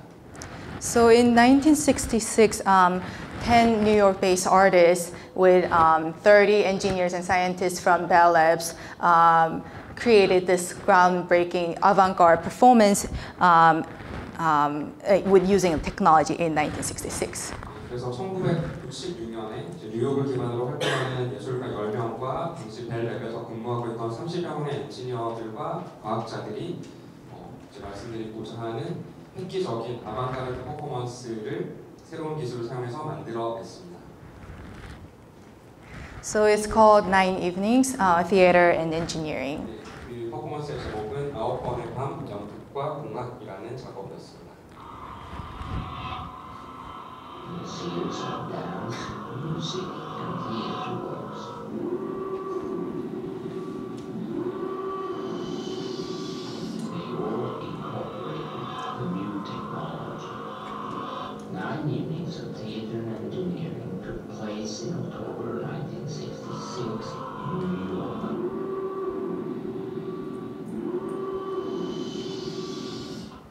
So I was, when I was researching about E.A.T. program, I was watching the interviews of the artists. And what I found very intriguing is that the technologies that we are experiencing these days, like such as VR headset, it was actually first developed in the 1960s. And it's funny how many decades later, and now we are like heavily using VR for creative expression and for entertainment and for education and many others. 그래서 제가 이 E.A.T에 관해서 연구를 하면서 관여했던 사람들을 인터뷰하면서 매우 흥미롭다고 생각한 것은 저희가 오늘날 경험하고 있는 기술인 VR 같은 경우에 사실 1960년대에 처음 개발이 됐고 나중에서야 이것이 활용이 됐고 오늘날에 저희가 교육이라든지 아니면 오락 분야에서 이것을 얼마나 많이 활용을 하고 있는가 같습니다. So 2016 was the 50th celebration of E.A.T. program, and there were many events that was happening around the world that was organized by galleries and museums to commemorate on the E.A.T. program. 그래서 2016년이 E.A.T. 창립 50주년이었는데요. 전 세계적으로 많은 갤러리나 미술관에서 E.A.T를 기리기 위한 행사가 다채롭게 펼쳐졌습니다. So one example is Friedman Gallery in New York. They co-created this concert series with Julie Martin, who is a current director of E.A.T. program, to celebrate this 50th anniversary. 그런 프로그램 중에 하나가 뉴욕에 있는 프리드만 갤러리에서 지금 E.A.T의 디렉터를 맡고 있는 줄리 마틴과 같이 큐레이팅한 하나의 콘서트 시리즈를 진행을 했습니다. And the following year, in 2017, Nokia Bell Labs. So Bell Lab was acquired by Nokia many decades ago. So Nokia Bell Labs and New Museum made a partnership to do an artist in residence program to reflect on the legacy of E.A.T. 그래서 이제 이어지는 2017년과 2018년도에 뉴뮤지엄과 노키아 벨랩이 같이 협업을 해서 E.A.T의 유산을 다시 바라보는 프로그램을 진행을 했는데요. 벨랩 같은 경우에 노키아에 이미 수십 년 전에 인수가 되어서 운영이 되고 있는 상태였습니다. So, including myself, 3 artists were selected to start this residency last year. Officially started from May 2017, and it just ended pretty much like last week, June 2018. 그래서 이제 저를 포함해서 3명의 작가가 이 레지던시를 시작하기 위해서 선정이 됐는데요. 공식적으로는 이 프로그램이 2017년 5월부터 시작이 돼서 지난주쯤에 마감이 됐습니다. So we just did a group exhibition in New York about this artist in residence program. So I'll be also covering that as well later. 그래서 이 레지던시를 다루는 전시를 뉴욕에서 진행을 하게 되었는데요. 이 발표에서 좀 이따가 또 말씀을 드리도록 하겠습니다. So I think I should kind of briefly explain about like New Museum and Nokia Bell Labs, so you guys can have a background information. 그래서 이제 좀 배경 지식을 제공하기 위해서 뉴뮤지엄과 벨랩에 대해서 소개를 드리겠습니다. So New Museum is a contemporary museum in New York. 네, 뉴뮤지엄은 뉴욕에 있는 동시대 현대 미술관이고요. And they started this incubator program called New Ink. 그리고 인큐베이터 프로그램인 뉴잉크라는 프로그램을 시작을 했습니다. Yeah, so it's the program that explores like intersection of art, technology, and science, and it opened in 2014. 그래서 이 프로그램을 통해서 과학과 예술, 기술의 교차점을 다루고 있고요. 프로그램은 2014년에 시작됐습니다. So New Ink operates as like both co-working spaces and professional development program. 그리고 이 프로그램이 이제 협업을 위한 공간으로 쓰이기도 하고 또 전문적인 개발 같은 것을 하는 프로그램으로서도 사용이 되고 있습니다. So I was one of the artists in the program, so I was involved in this creative community for several years now. 저도 이 프로그램에 속한 참여 작가였기 때문에 말하자면 이런 창조적인 공동체에 몇 년 동안 속해 있었던 셈이죠. So here's a short clip of the video. 지금 소개 영상을 짧게 보여드리겠습니다.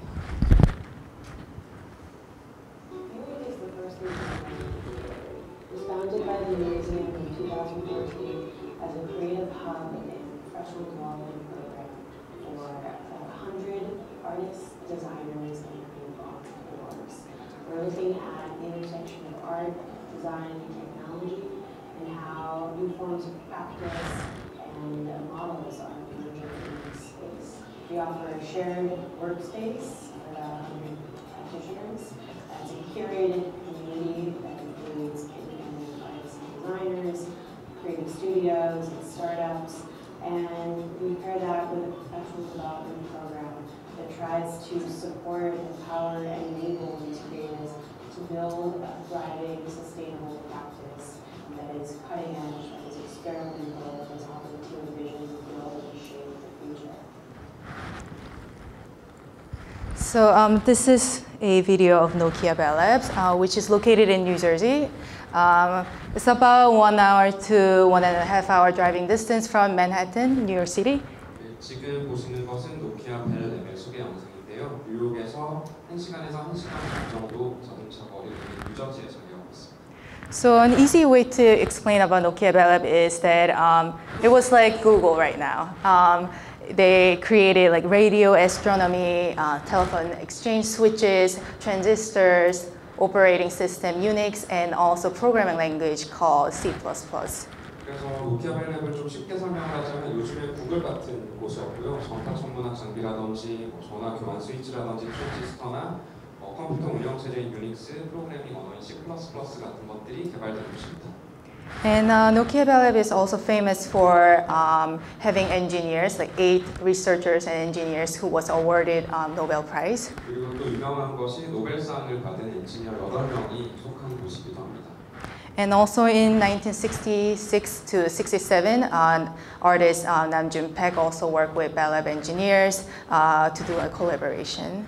그리고 1966년과 67년 사이에는 백남준 작가도 벨랩에 속한 엔지니어들과 같이 협업을 진행한 바 있습니다. So I think I'm gonna just start talking about the previous work that some of the selected artworks that I developed over the past few years. 이제 지난 몇 년간 제가 진행을 했던 작업들을 좀 소개를 하겠는데요. And these are the main sensors that I use, heart rate monitors and brainwave headset, and also gesture tracking sensor for my art practice. 지금 보시는 것이 제가 제 작업에 주로 사용을 했던 센서들인데요. 심장박동, 그리고 뇌파, 그리고 제스처를 트래킹하는 그런 센서들을 사용해왔습니다. So these technologies, I use them as a medium, as a tool to express my concept and idea. 그래서 말하자면은 저의 개념과 아이디어를 표현하기 위한 도구로서 일종의 매체로서 이것들을 활용해왔습니다. So the first project that I did is called E.A.T.. It was a performance that involved using a consumer available brainwave headset to obtain a real-time feedback of my brainwaves into sound piece. 그래서 첫 번째 제가 진행을 했던 작업은 유노이아라는 작업인데요. 제 소비자로서 시장에서 구매를 할 수 있는 종류의 뇌파 감지기들을 활용을 해서 저의 뇌파를 실시간으로 소리로 사운드로 보여주는 작업이었습니다. So E.A.T. It is from Greek. It's a word from Greek which means beautiful thinking. 유노이아라는 단어는 사실 그리스어 어원을 지니고 있고요. 그리스어로는 아름다운 생각이라는 의미를 가지고 있습니다. So it's a performance piece that uses brainwave headset to physically manifest like inner states, like the brainwaves, my brainwaves, and also my inner emotional states into ripples of pools of water. 그래서 이 작업은 일종의 퍼포먼스 작업으로 헤드셋을 통해서 제 뇌파를 감지를 해서 그것을 물리적으로 보여주는 소리로서도 보여주고 이제 물결의 형태로서도 보여주는 작업이었습니다. So you can think of it as like a direct visualization of what I was experiencing at that given moment. 그래서 말하자면은 이 작업은 제가 바로 그 순간에 경험하고 있는 감정을 직접적으로 시각화하는 작업이라고도 할 수 있습니다.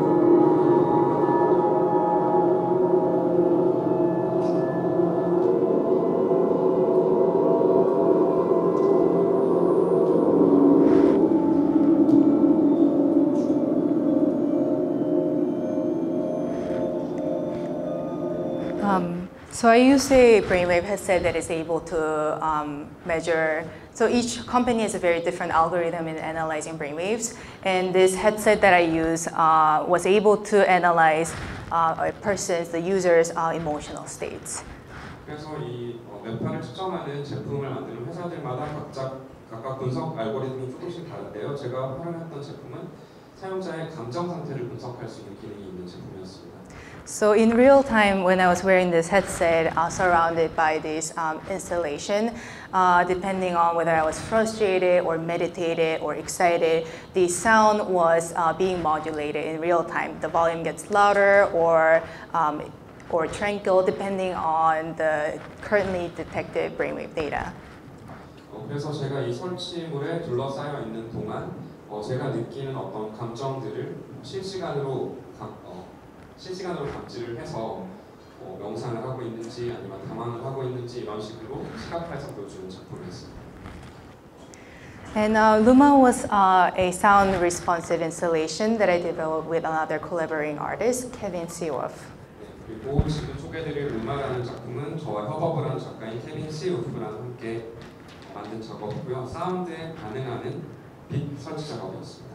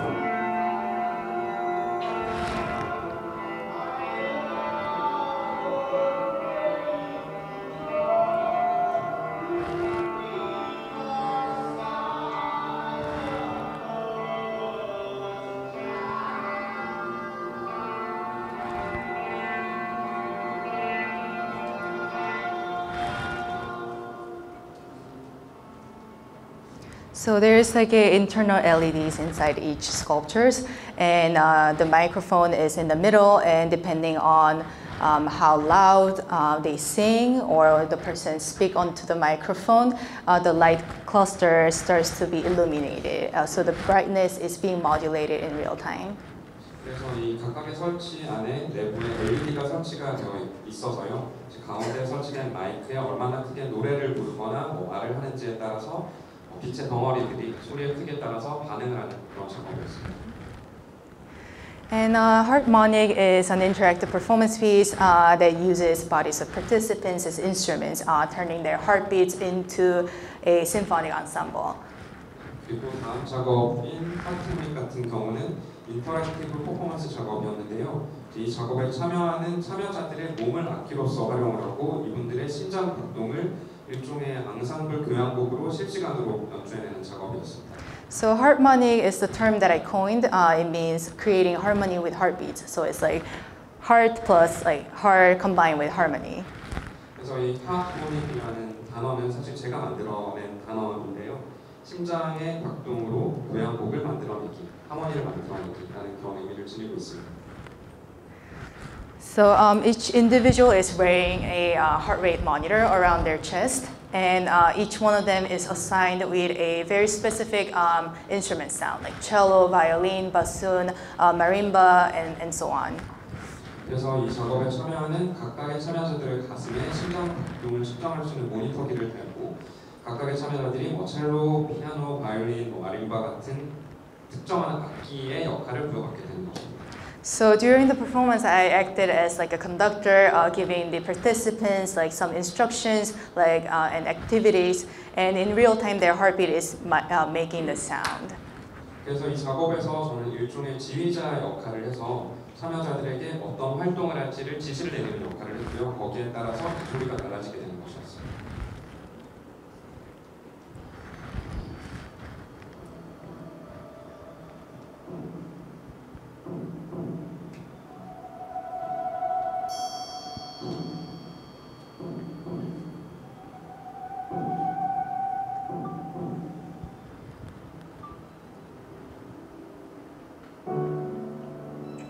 So that's the number that you see is their currently detected heartbeats.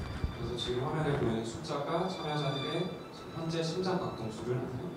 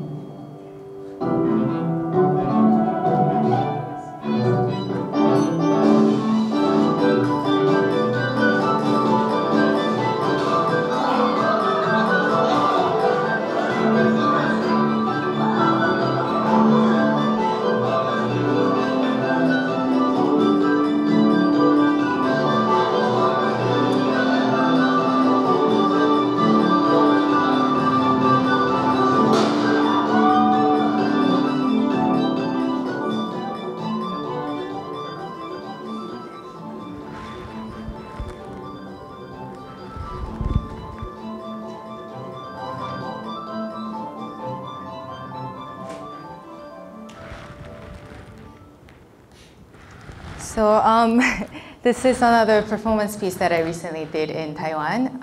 It's an interactive performance piece that is about yin and yang. 지금 보여드릴 작업은 제가 최근 태국에서 진행한 작업인데요. yin and yang, 음과 양에 대해서 다루는 하모니라는 작업입니다. I started working on this piece because I was thinking that in our world that we are living in, we are bound by dualities. 제가 이 작업을 처음에 시작하게 된 것은 이 세계 안에서 우리가 살아가면서 이중성 안에 갇혀 있다고 생각을 하게 되면서부터입니다. Right, such as like light and darkness, man and woman, they seems to be very contrary forces and different, like opposite things. But those two different things are making this harmony to create a balance, and they are complementing each other. 그래서 말하자면 뭐 빛과 어둠이라든지 남성과 여성 같은 것들이 서로 반대되는 세력인 것 같지만 사실은 그렇게 반대가 되는 것들이 있음으로써 서로 조화가 되고 또 균형을 이루고 있다고 생각을 하게 되었습니다. So the performance itself is about 13 minutes. But it begins with a female dancer performing in and represented by moon, and a male dancer performs at yang, represented by sun. 그래서 이 퍼포먼스 길이가 13분 정도 되는데요. 이제 시작 부분에서 여성 퍼포머가 은을 상징을 하는 이제 달의 형상을 보여주면서 시작을 하고, 그리고 남성 무용수는 양, 그리고 태양에 의해서 대변이 되는 모습을 보여주면서 시작합니다. And then towards the end of the performance, it becomes an interactive piece where a female dancer and a male dancer perform together, exploring symmetries to symbolize balance and harmony. 그래서 이제 퍼포먼스가 마지막으로 향해가면서 일종의 인터랙티브 작업으로 이 작업이 변해가는데요. 여성 퍼포머랑 남성 퍼포머가 하나의 대칭을 이루면서 균형을 이뤄나가는 모습을 보여주게 됩니다. So I'll be only showing the interactive portion. 인터랙티브 부분만 보여드리도록 하겠습니다.